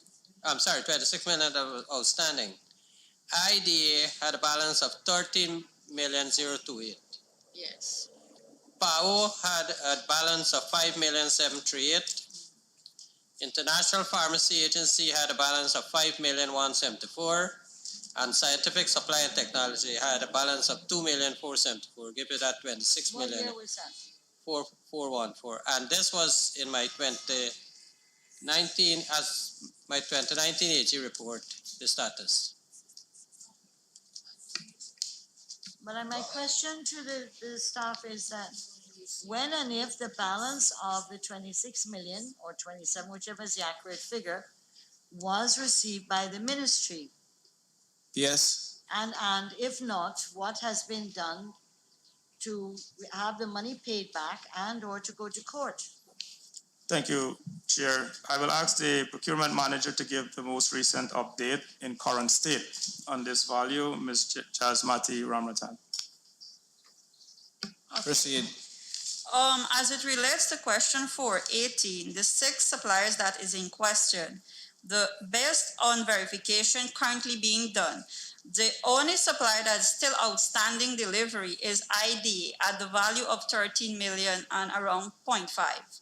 PAHO was completed. We are sourcing those documents currently to have those as backup evidence. Intercontinental, contract was also completed with delivery as of 2017, December. Scientific Supply was also completed. One World Accuracy was also completed, and King's Dental was refunded to the account. As it is right now, we are putting those documents together and as evidence that this was fulfilled. And I'm kindly asking if we could have some time to submit those documents to the PAC, probably within a 1 week. Mr. Chair, hold on, come. Can I Proceed, Member Patterson. First and foremost, thank you very much, Mr. Chair. I mean, I've ceded quite a lot to members. From the response from the procurement manager, it differs from the response from Mrs. King and from the Auditor General. From the response from the procurement manager, the only amount outstanding is 13 million, as opposed to the 27.8 provided for by Mrs. King. Correct. Very, very good. And that's the current status. My question I wanted to ask was should have been directed to the Attorney General, for the Auditor General, sir. I am aware, AG, that there is a slight peculiarity, and this is a follow-up to Members Mahadio, very broad statement of shortage of drugs, which I found was very strange for somebody who is integrally involved in it. From my understanding, drugs, depending on the type of drugs, there's expiration date. And I would use our current situation, AG, as an example. Mr. Chair, can you ask the members? Member Patterson has the floor. Ganesh and Siraj. And I use our very current situation now with the procurement of vaccines as an example. There is an expiration life on the product from the date of manufacture to the date of when you can use them effectively. When you say and of course, but you, just like we did with the Sputnik and the COVID vaccines, you would procure in bulk, but there's a delivery schedule which is determined by the expiration date of the drugs. When you do an audit, do you take into account, and some of these drugs or equipment, I don't know specifically, has a very short shelf life, 3 months. And if you look at it as a purely accounting issue, whereby you say that you've paid for the drugs, however, they have not been delivered, because I'm acutely aware of some suppliers saying that, listen, we can deliver all the drugs to you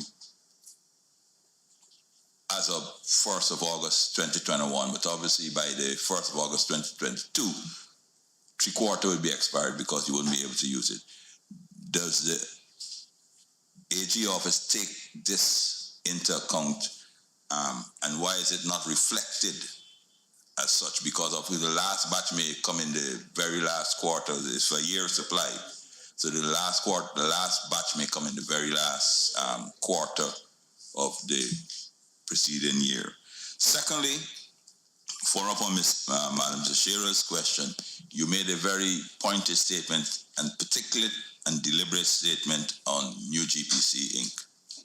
on the Emperor issue. You made no follow-up on whether supplies were there, what action was taken, etc. And then thirdly, Member Mahadio made the issue of sole sourcing. And I do think that maybe in the AG's report shouldn't wait for PAC for us to have a broad statement on that, because obviously drugs are unique. Panadol is the manufacturer. I don't know who manufactures Panadol, but if you want Panadol, you have to go to I'm assuming you have to go to the manufacturer to make up Panadol, and that's why you sole source it.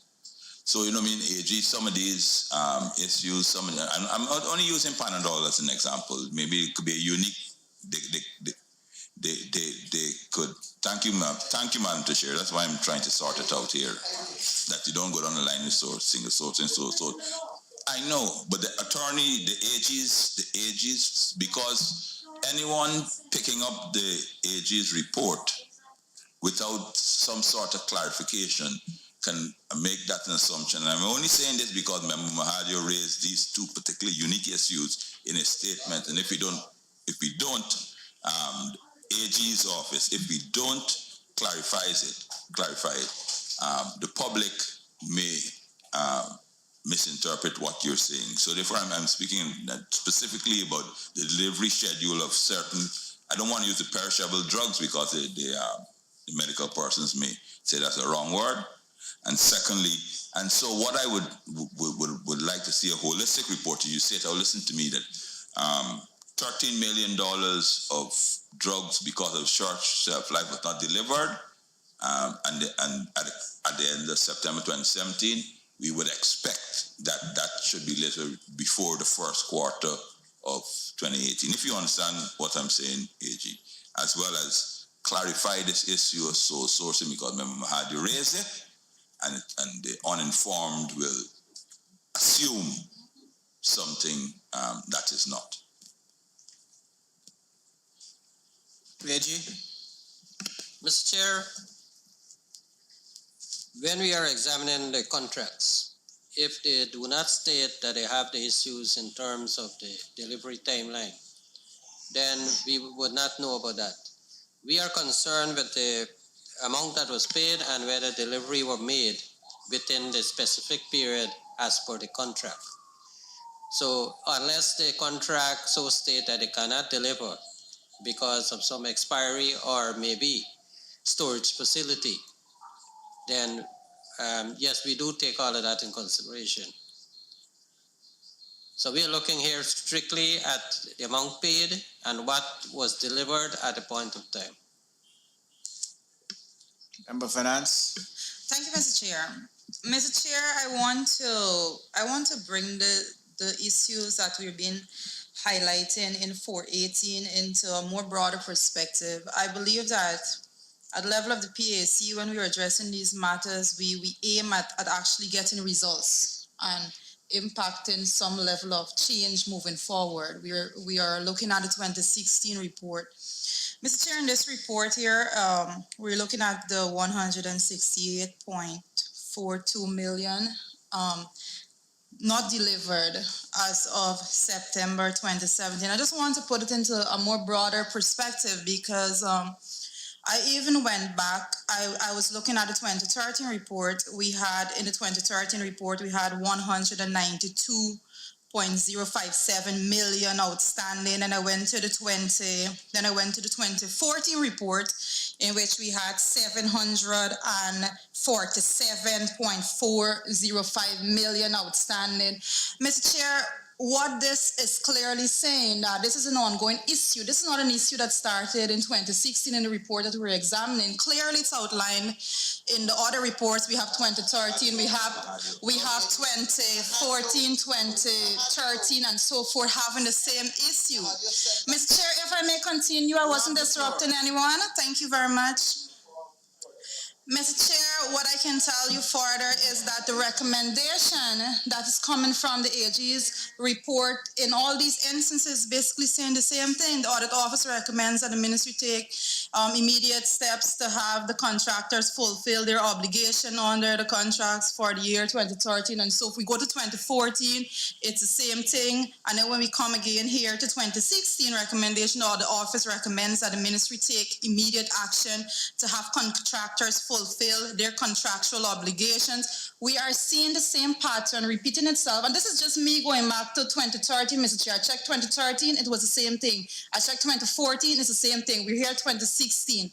Mr. Chair, I can check 2015 too. It wouldn't take me any time. Mr. Chair, what we need to look at right now, obviously, given the facts that I have outlined here, this issue is more of an administrative issue. So the administration actually have to say to us currently, because this is a post-mortem of what basically went on in 2016. The administration is here right now. The administration needs to say to us what steps they are taking currently to monitor the receipts of drugs and medical supply, because this is something that has been ongoing forever. Let us not try to politicize it like Mr. Mahadio did by saying that there was a shortage and all of that. Is political language. It hasn't been proven here. So, Mr. Chair, what has through you, Mr. Chair, I'd like to ask the PS, what is the administration currently doing to actually monitor the receipts of drugs and medical supplies? Yes, PS. Through the chair, to answer the specific question to the honorable member on the current state. Proceed. We have inherited a system. We have inherited a system that was inherently broken. Members, please, I'm trying to hear the PS response. We have inherited a system from my assumption of office that was extremely broken, and in more specificity, the availability of the data you require to forecast and quantify was almost non-existent or extremely distorted, and therefore it makes it difficult to rebuild that system, manage the system at this national level. As it relates currently, that's what we've been working on in the last 10 months, is to rebuild the system in What have you done in the last 10 months? That's what I'm getting to, sir, Yeah. Chairman. In the last 10 months, we have set up a system of ensuring that the warehouse tracks the distribution data to the region, so we can develop historical trends, which we have to recreate. We ensure that the inventory in the warehouse is more accurate with more frequent cycle counts and inventory management currently. We've established a more robust reconciliation tracking system and assigned more staffing to track the deliveries of medical supplies and drugs coming in real time. We have a daily meeting that tracks the operational flow of the ministry headed by me directly. And in this meeting, we track the delivery notes within a 48-hour cycle to ensure that we know exactly how much delivery notes are pending, that the SRNs are prepared, and that it's moved to the right department for reconciliation. And it moves from the supplier product to the accounting department, where it should join and marry with the payment voucher. We are hoping that with these systems we put in place, that it will begin to improve the systemic nature of supply chain management and bring the results that we are all hoping to achieve. But I would like to re-emphasize that the reality is the system I inherited, sir, would have taken in any normal circumstances multiple years to repair with the most technical person you can provide from any part of the world. We are doing this in record time as we manage the COVID crisis. Member Patterson? Yes, I thank the accounting officer for his statement, and I just, for the record, would like to ask the accounting officer, the system that you inherited, if I can recall correctly, it was an internationally funded system. I see Mr. Jakes here. It was an internationally funded system whereby the IDB, was it the IDB? Yeah, but you all messed it up. It depends on the aspect of the system. The software was The through the US government. the entire mechanization, or whatever the correct word. The software system was through the US government. Better yet. So you're saying so that particular system was very, what was the word you used? Broken? Very broken, including Humans run the software. the entire tracking system that you have was broken. So you've now scrapped that and started again in the last 10 months to your super efficient module you are at now.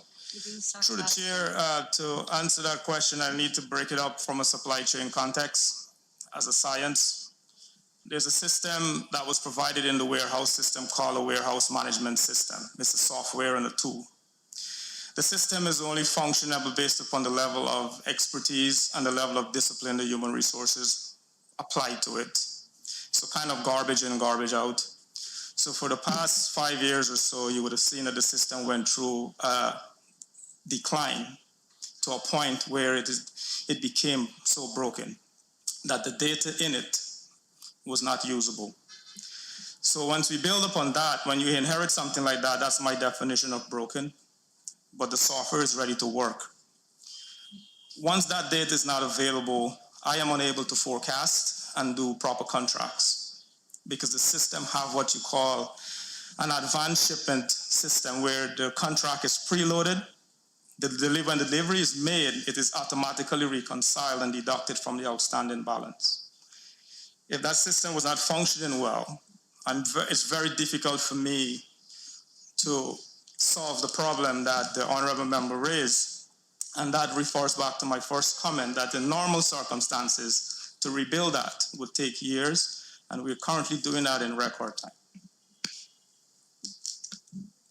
Mr. Chair, I once again I thank the auditor, the accounting officer for his response, and I give him our congratulations for his speedy record time breaking. So I will assume, Mr. Chair, because obviously the AG's report for 2020 comes out in a month. So I will assume you see no reoccurrence, and PSU see no reoccurrence of any of these issues here. It comes out in please. We will see no recurrence here once again, right? Man, Madison, you have the floor. Yes. So we see. But I also note that if my memory serves correctly, we have the warehouse and the what's it, the procurement management person. I think I see them in the back, but I won't put them on the spot because it's their tenure that is being considered broken. But Mr. Chair, I still find it absolutely amazing, and I'm going to ask the PS here once again that he dismantled the entire system and made it better, right? And still cannot come to PAC to say what, because of course, I assume when you introduced this new system, you would have cleared every single thing that you had before, and you started afresh, started counting every aspirin, every this, every that.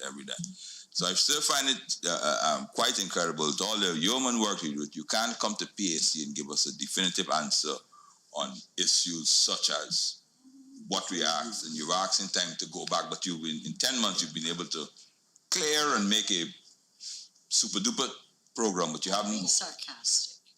No, I'm not being sarcastic. Obviously, if you restarted the system, Professional. if you restarted the system, you would have to discount, write off, whatever it is, all you would have done before to proceed on. Or did you just disregard all the drugs that were in the system prior to you now starting again? Through the chair, the question and the statements made by the members is extremely loaded, so I will try to answer it in stages. In the defense of my team, they were led by a group of leaders that they were following. And we find that from a... Mr. Chair, hold on a second. Mr. Chair, when you're at PSC, accounting officer, when you are at PSC, you're speaking to the Auditor General, saying you're not speaking to policy or anything like that, right? I asked no policy issue. I simply asked if you have a new system. It's a new system, is a policy, is an instrument. If you have a new system, how is it you're unable to answer us what are outstanding in 2016, because you would have had to have some baseline, and to arrive at that baseline you would have to done something. Now who follow it and who ain't follow it and who instruct that, that's a policy decision, right? You must have had a baseline. How did you arrive at the baseline is what you're supposed to say to us and move forward. Mr. Chair, I hope you can so guide the officer. Yes, PSU, I hope your response doesn't speak to a policy direction. Just answer the question. Thank you, Mr. Chair. I again I was not intending to speak to policy. As the incoming permanent secretary, we did rapid assessments of the system. The assumptions that the honorable member is making is not correct, because I never said that we've completed the cycle and the process. I said we're moving fast, and I said it would take years, but we're moving at a good pace, or a record pace. That can be 1.5 years, it can be 2 years. I started 90 days into 2020, so I do not expect, as the other honorable member mentioned, that to have any results in 2020. It can very well be 2022. But in any normal circumstances, that recovery can take more than 3 to 4 years. So that's my first response. I do feel, Honorable Chair, and I would ask you for your protection here, that the line of question and response by the member it felt like a political trap, and I don't feel comfortable. So I would ask you to ask your members to be fair. No, sir, you are out of order, sir. No, he's not. Members of the PAC Can I speak, no, Mr. I have the floor, Mr. Chair. You have to wait. I'm still waiting. Yes, please do. It's becoming clear I'm not allowed to speak. Yes, your statement is unacceptable. As soon as my thing goes up, you Members of the PAC are free to ask any question they so wish, especially if it is not in a policy direction. So your assumption is grossly inaccurate. Member Tashir, you have the floor. Yeah, to respond to the latest issue, we cannot ask permanent secretaries who are professionals and public servants issues to do with policy, number one. Number two, we cannot ask them to give comments on what are issues that might be incriminate themselves. And that in terms of a permanent secretary, we can criticize them in terms of their work that they do or how they do their work, but they are subject to whoever is the government at the time. And so we have to respect that as well. And so stop answering me because I'm not speaking to you. The issue is the permanent secretary has a right to say in this ministry, I feel uncomfortable. He has a right to say that. Why not? He has a right to say that I feel uncomfortable with the questions being asked, which are not to do with the audit or to do with what are maybe rectification of things went wrong. He has a right to say that, and I've sat in this PAC long enough to see some permanent secretaries actually refuse to answer questions, actually refuse. We have a permanent secretary who's saying, look, I'm not feeling comfortable. And therefore, we have to recognize as members of the PAC, we have parameters we must follow as well in what is required of us. So that's this issue. The other issue is that that's why, Mr. Chairman, I spoke a while ago about the MMU, which had been set up prior to 2015, and it was with foreign assistance, international assistance, I can't remember which one now, and that it was functioning. And I'm glad to hear and I know that was a problem when we were in Parliament from 2015 to 2020, questions in the PAC and questions in the House to do with supplementary budget and budget to do with the purchase of drugs and medical supplies. That at many times the minister could not say what were the quantities, etc., and the purchases. And I think part of that was because the system was down, not operating, and in some cases, by 2019, there was evidence to show that it was contaminated. So that, and I'm using that word, not the PS, and so you can criticize me for using that word as a member of of the PAC. So I'm glad to hear that Mr. Patterson asked you questions which you put to the floor, and you've answered. That is you are now rectifying the system. So I just want to reiterate what was there in MMU went astray. It is now being put back in order, and I thank you very much for doing that. I have a right to speak, not just ask questions. You saying what I must do? Are you telling me what I must do? For the records, just for the records, yes. Mr. Chair, I asked no policy question. I asked that on what was the baseline used to restart the system or restock it, and how come if there was a baseline, how is the agency unable to provide the PAC with a up-to-date status? That was, and I don't see anything about being loaded or political. Simple question, and if the accounting officer feels uneasy answering that, I don't think he'll get far today with us on PAC, because there's several other issues that I find, but this is just one. There's several other issues which we would like to drill down to Mr. Chairman. It was a simple question. There's no politics in it or whatever. It is a simple question. Listen, Now, PS, the member's question, in my view, wasn't a political question. However, based on standing order, you as the PS coming before PSC, you can object to answering a question if you believe it's not relevant. However, the relevance of the question is determined by the chairman. All right.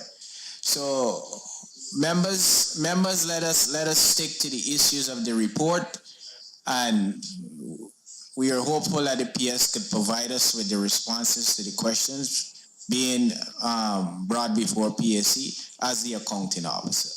All right. Mr. Maipol, you have the floor. Thank you, Comrade Chair. Let me see if I can bring it back to what is before this this committee. Don't go to 2013. Are you afraid of 2013? Sir, earlier, the Auditor General updated us that as of 2019, in his report, the sum of 13 million was still outstanding from IDA Foundation, and the sum of 5 million from PAHU, 5 million from Intercontinental Pharmacy Inc., 2 million Scientific Supplies and Technology. Am I correct with that, AG? Mr. Chair. Thank you, AG. So AG is saying, as of 2019 report, those sums were outstanding. I heard the procurement officer indicating that as of 2017, the procurement on the records can bear me out if I'm not Proceed with accurate. your question, comrade. That in 2017, December, Scientific Supplies and Technology completed their delivery. So that would have erased the $2 million. Am I accurate with that? Through the chair, just a point of clarity from my end. I recall that the AG was referring to numbers referring to 2019. My procurement manager attempted to give a current update as of 2021, and then she proceeded to ask for additional time to complete the process and provide the documentation. And so we are at the stage now in current state. Based on the numbers the procurement manager stated, that we would ask through the chair for time to complete the reconciliation and then report the final numbers to the PSC. Sir, I hear that, but I heard the procurement manager saying that as of December, and I wrote it immediately after she said it here. Yeah.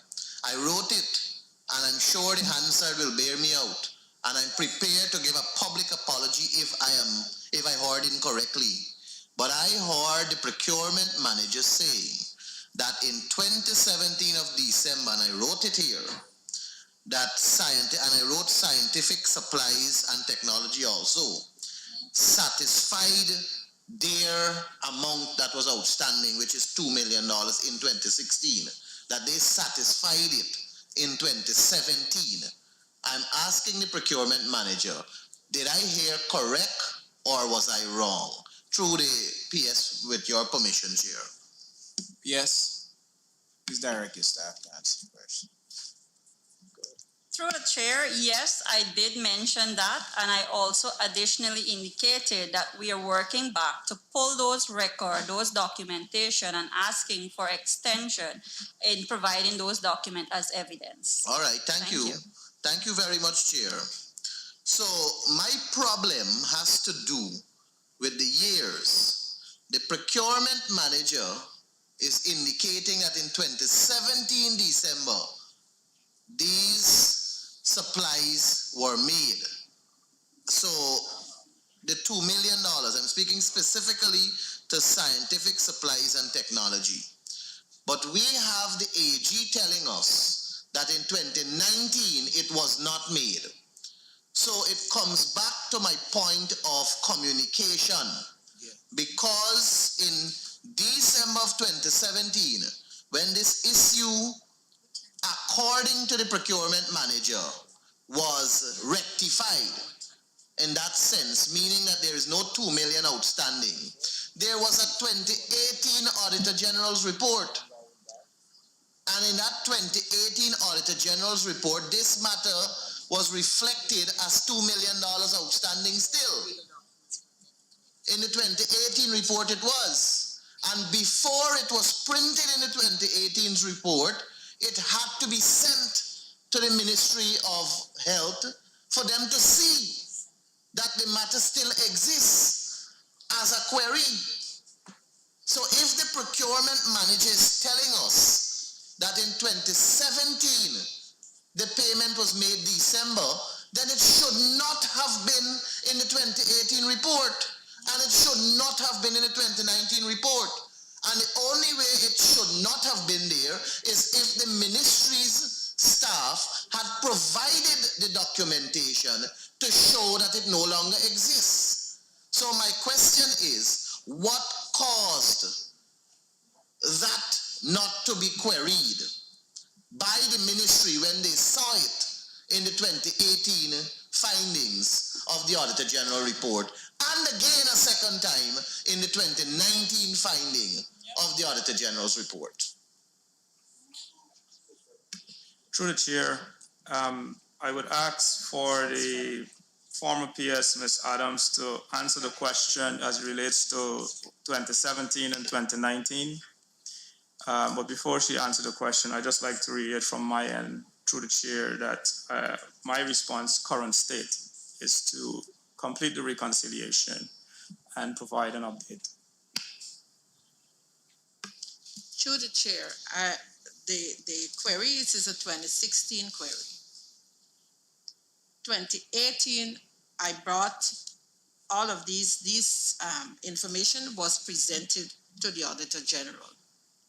I should take note that this definitely is a communication issue with the Auditor General and the Ministry, because these vouchers were presented to the Auditor General for clarity.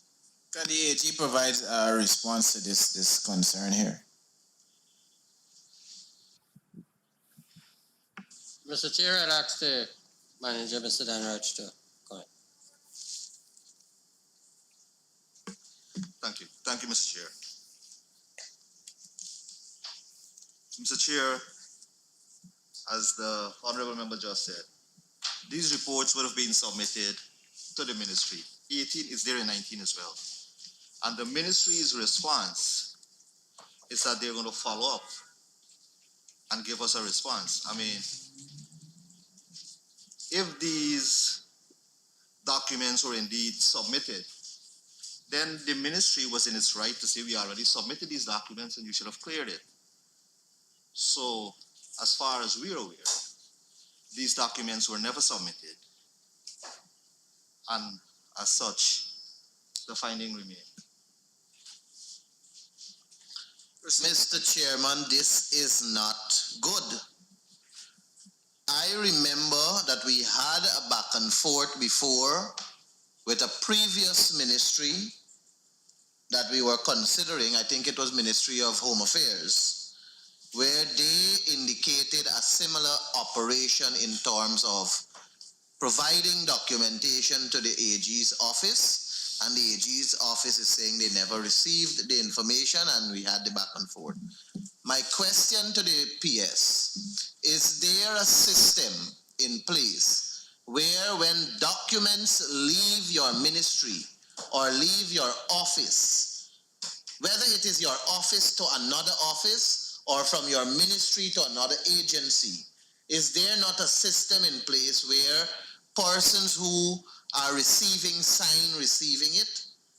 Is there not such an administrative system in place? And has that system not been in place all the time? Through the chair, there is a system. The effectiveness of the system in the time of question is hard for me to ascertain. As it is now under my tenure, I can confirm that all movements of correspondence is logged and signed as it moves along an audit trail. And that's what we strive to achieve every day. Specifically to that question you're asking, I will refer to the former PS to explain some more. Go ahead, PS. Through the chair, the system that was there is still the system that is now. The records will show that the register that is being used is the same register that is there. So there was a system in terms of persons receiving any item from the ministry that it being signed, especially with the Auditor General. So can I therefore ask, Comrade Chairman, because I can't have us, and none of us, I don't think, have that time to be going through this back and forth with whether information comes from ministries to AG's office and whether AG's office receive it or not. And it is we have had this before right in this very PAC. And we cannot simply ask that question, get these difference in response, and nothing happens. Then we're just wasting time, sir, and it's unfortunate that I will have to say that. Can I ask for the PS to provide the proof that the document was sent to the AG's office in 2018 as the former PS alluded to? Because if it was sent in 2018 and the proof is provided by the PS office to show that it was sent in 2018, then something has to be wrong with the AG's 2018 report and his 2019 report. I cannot begin to comprehend, and this is by no means saying that the former PS or the current PS is inaccurate in their statement, but I'm finding it difficult to comprehend that you sent the documents in 2018, yet the AG's report reflects the shortage in 2018 report after there has been an exchange between the two ministries, because this document does not come to us unless there's a clarification between the ministry and the AG office. But let's say that 2018 slipped and it showed up in 2018. But it showed up again in 2019. Exactly. So something is not correct here. And it is not, as much as it is an administrative issue, it cannot be allowed to pass like that. We need to have this issue addressed, or else we're going to keep coming to PAC with these large volumes and documents with pages on the AG's report, when our intention is really to reduce the amount of findings or the amount of queries the AG finds in an effort to have an effective system in place for the people's money.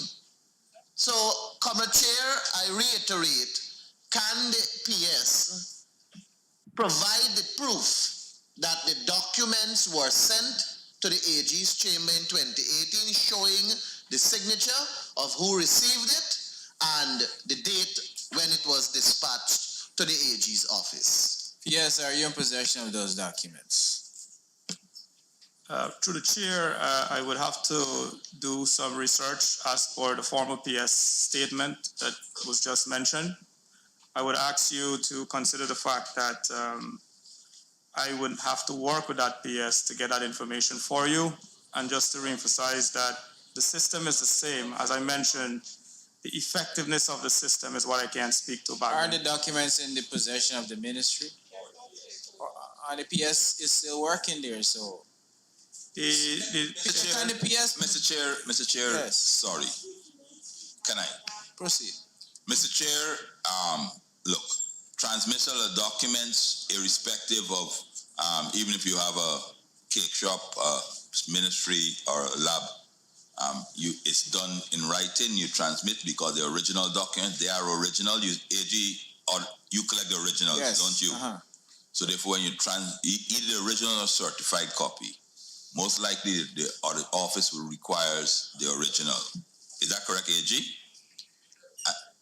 That's correct. And there would be a record of you transmitting it. There would also be a record, of you receiving it. Is that correct, AG? So I really do find it strange, the response that we're getting. I mean, if the accounting officer requires time to provide the proof one way or the other, I think that is what it should be said to the PAC, not the response that we're getting now. Sir, but in addition to that, with your permission, it's a book. It's a ledger or what you call it, a big book. But what I'm saying is that there's a book, date, particulars, delivered. PS, the request has been made. We trust that you will provide that information to PSC. It makes no sense. Coupled with the other information within the month's time. All right. Thank you, Chair. So members, let us break for lunch, and PS, I trust that you will take this hour break to re-engage your members, your team, to assist you in providing PSC with the relevant information that we may see. Thank you.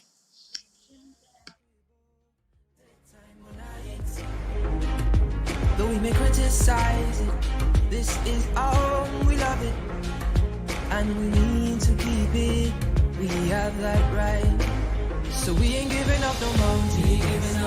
We ain't giving up no tree. We ain't giving up no river that belongs to we. Not one blue sake, not one rice bread. But when outside faces from foreign places talk about taking over, we ain't backing down. We ain't giving up no mountains. We ain't giving up no tree. We ain't giving up no river that belongs to we. Not one blue sake, not one rice grain, not one karage, not a blade of grass. This land is all I know. We gonna make it somehow. We will bend like a bow and never break. Our fathers came here and they lived and died here, and we ain't moving nowhere. Make no mistake, 'cause we ain't giving up no mountain. We ain't giving up no tree.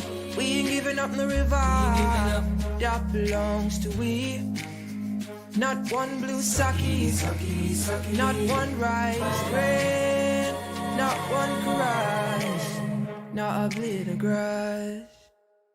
We love the open country of the Rupununi and the Essequibo, the time when though we may criticize it, this is our home, we love it, and we need to keep it. We have that right, so we ain't giving up no mountain. We ain't giving up no tree. We ain't giving up no river that belongs to we. Not one blue sake, not one rice grain, not one karage, not a blade of grass. So we ain't giving up no mountains. We ain't giving up no tree. We ain't giving up no river that belongs to we. Not one blue sake, not one rice grain, not one karage, not a blade of grass.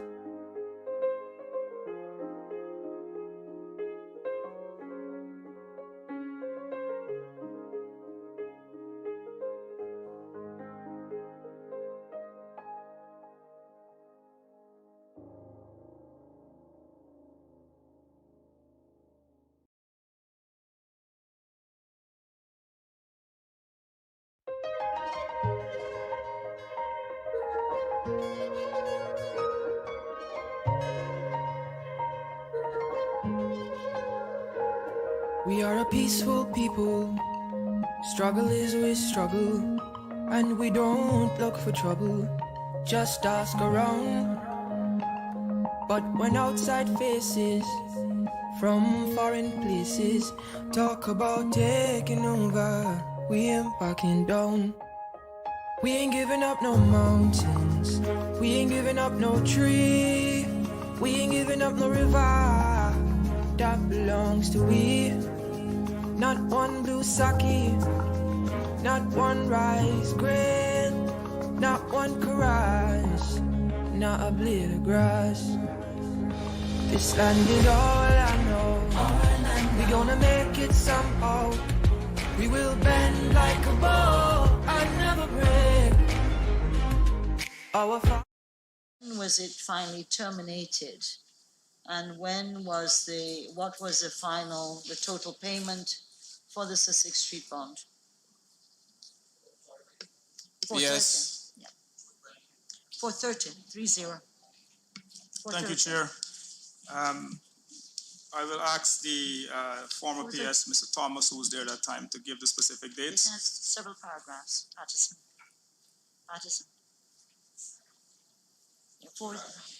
Yeah, but it goes right through.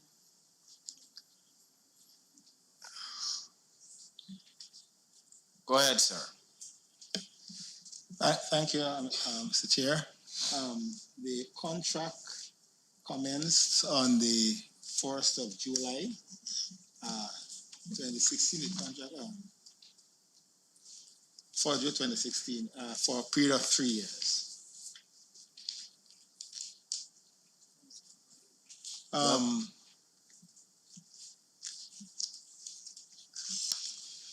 With respect to when it was terminated, I cannot provide that exactly when that was terminated.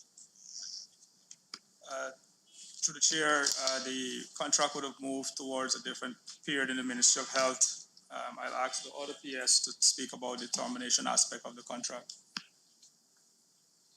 Go ahead, PS. Good afternoon. Honorable Chair, the contract was terminated on the, I think it's 16th of I didn't hear that.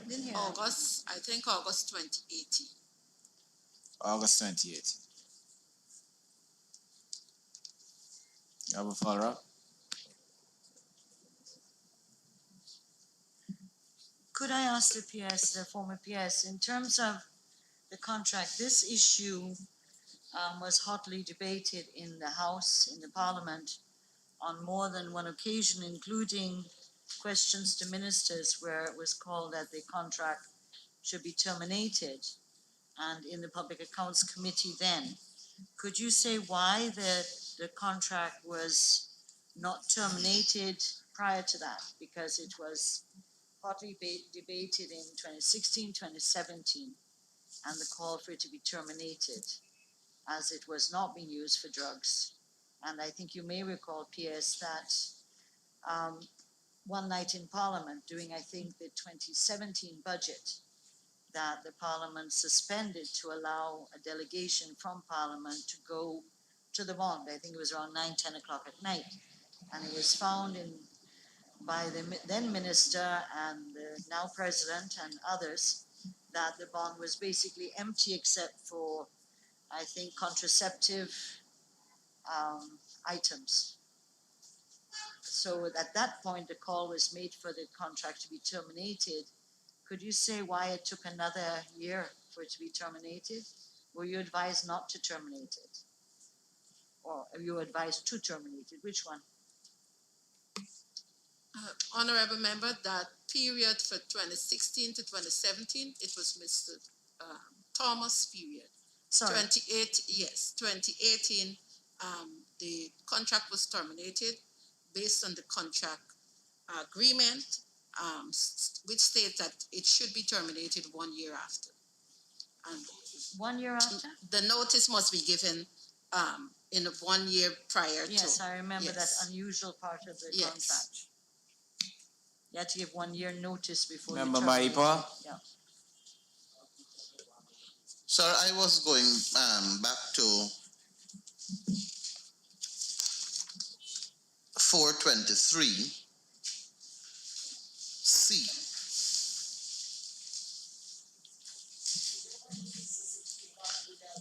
No, it's not that. I thought we were going in chronological order, so I was wondering how we jumped from 418 till 4. Proceed, sir. So 423C speaks to overpayment. But what baffles me is that the approval was given on the 18th of April 2016. Paul, the last question I asked was not answered, and that is, what was the total amount paid in the contract in regards to the Sussex Street bond? What was the Yes. total contract sum paid between 2016 July and August 2018? I did ask that question. So. And if the PS doesn't have that, could they provide that information? Thank you, Mr. Chair. The question to from the honourable member, with the total sum that is from the commencement of the contract when it was terminated. We need to pull the figures off and get it with it. So I would just want to ask for some time so we can get the actual sum, because that will be what was paid from the commencement, the total that was paid. Of course, voucher will be able to validate that, but we need some time to pull the vouchers to get the total sum. PS with the 4 weeks time span you're given. Could that information be incorporated as well? Yes, Chair. Go ahead, Member Maipo. Thank you, sir. The contract for the purchase of reagents from a local supplier was awarded on the 18th of April 2016. And then I see on the 20th of April, the full sum was paid, which is 2 days after the award. My first question is, was the supply done within those 2 days that led to the full contract being honored in terms of payment?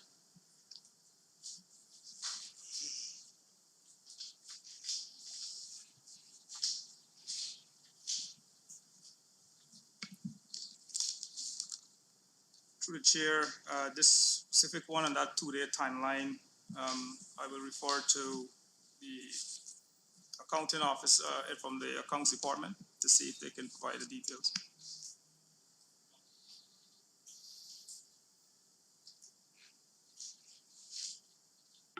To the chairman, to be exact with the timing with the delivery, I don't have that voucher here, but I have the part with the overpayment.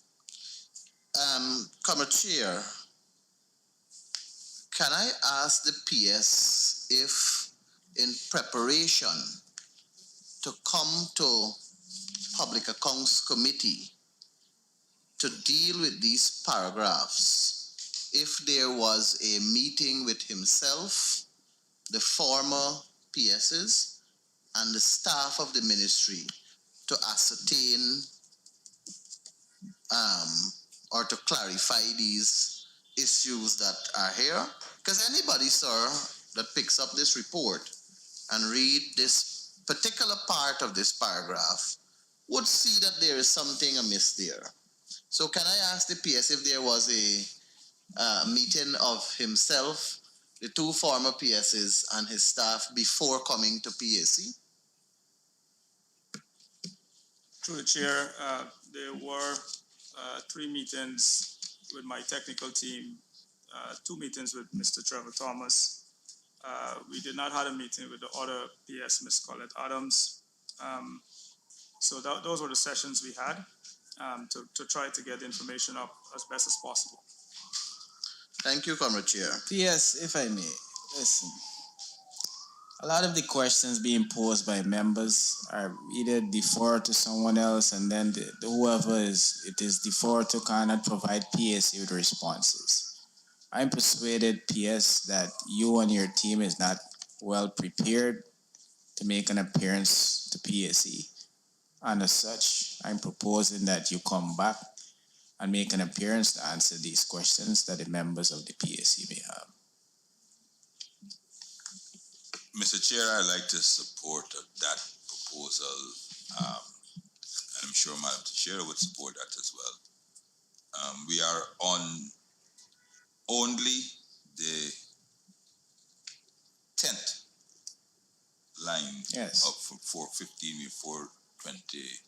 We're on the 10th line, and we are getting that. I would also propose that if the committee sees it fit to send this group away and come back again, that we have an updated, that they provide in advance an updated response. I say this in the backdrop that Madam Teixeira asks a question at 4:30. Was that correct, Madam Chair? That's why I asked you twice. Yeah. The ministry's response is statement. Statement. You know what I mean? That's the extent of their response. I would also ask, sir, if the committee did that we give them some very specific guidelines to go and return with, in the sense that I said it just before, the king is dead, long live the king.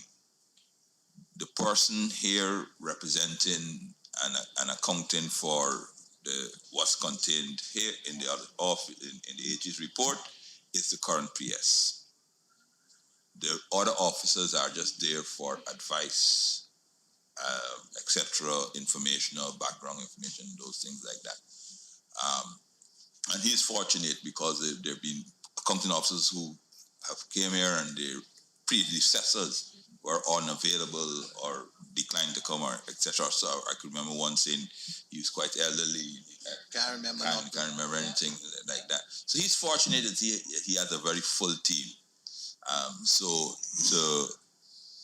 I would ask that if you're going to send them back, let them understand, let the agency understand. The PS is here to answer, and for the agency now, because that's how the law is, and that they provide responses, review what they've submitted here in light of what the question that we would have asked and been asking, and then provide a fuller response so that we can save as much time as possible. Because 95 paragraphs, it's taken us 2 hours to get past 5 paragraphs. Therefore, if you do the maths, we'll be here next week. Chair, I want to add that in support of your suggestion and what Comrade David Patterson alluded to, that the PS now has, in my view, a clear understanding of the line of questions. And I believe that he should endeavor to bring as much clarity as possible to every paragraph, so that it will be easier on his part and our part, and the updated response will also be of good guidance. Thank you, sir. Well, the PS has indicated that he just with the questions posed that he didn't meet with all 2 of the PS to discuss some aspects of the report. So I think this time. We have to say something in response to the proposal. Yeah, but I'm still on the floor, Madam PS. PS, I think the proposal is one in which will provide you an opportunity with time to engage all of the staff that you are now manning to apprise yourself with the information that is required to give PSC ample and proper responses to the various paragraphs that are that have to be answered by your ministry. Okay, Madam Tisher, you have the floor. Yeah, I want to say a couple of things. One is that the contract for the Sussex Street bond that is referred to in the Auditor General's report, 430 right through to 432, was made public in the National Assembly based on the request, and it was provided in the latter part of 2016. And therefore, we know the contents of the contract in the sense that it was supposed to be not a drug bond as stated in the supplementary financial paper, but it was supposed to have a different purpose. And of course, all the other requirements, and that's why it became such a controversial issue.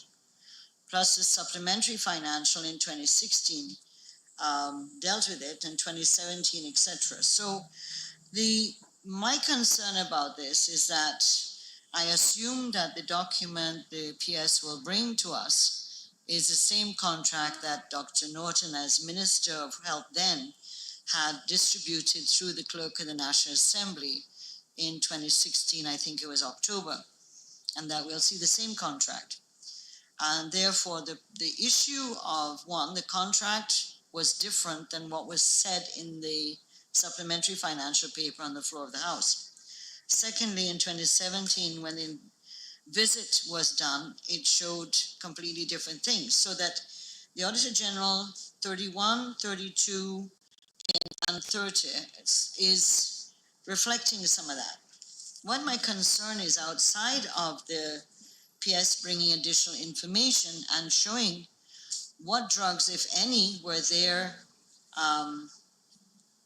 and what were used and moved from the MMU Diamond to Sussex Street in the same period of 2016. In my concern about the Auditor General, in what was a very serious breach of the financial rules, whether the Auditor General thought it was wise to do a special audit of this situation. And in fact, in the fact that, and I know the Auditor General had a copy of that report as well, the contract, was it, why didn't the Auditor General not have a special audit? Secondly, the recommendations of the Audit Office are, I think, ones that we need to examine as well. But there was no issue made in relation to that this was a breach of the financial regulations. One, there was no money to cover the contract. Two, that the contract was not for drug bond, it was something else. Three, the drug bond was empty and was not utilized for the purposes, even what was said in the House. So I am willing to say let's get more information and the ministry provide that. But I also would like to ask, in the light of what was uncovered in that period, did the Auditor General consider doing a special audit of the situation that occurred with this contract? And that I asked for the total cost of the contract. It was publicized in 2018 that when it was terminated, it was publicized in the media that it was over $230 million was spent on the rental of the bond. I can only go by a media report, and therefore can the ministry substantiate what was the total amount, which included VAT, for the rental of a bond which was not used or not fully utilized, let's put it that way. I did. I think Mr. Figueroa understood me clearly. Generally, he does. So, members, so PS and team, I would like to thank you for gracing us with your presence. I trust that the questions that you would have committed to answer, that members would have asked you to with the 4-week period, also be prepared and submitted within the agreed timeline. And in your appearance once again to BSC, I trust that you will be far more equipped and prepared to answer members of the committee's question. Thank you, and do have the blessed day. Thank you, Chair. Proceed. Members, we go back to item 1, where we'll, yes, I'm just alerting you what we will be doing. We'll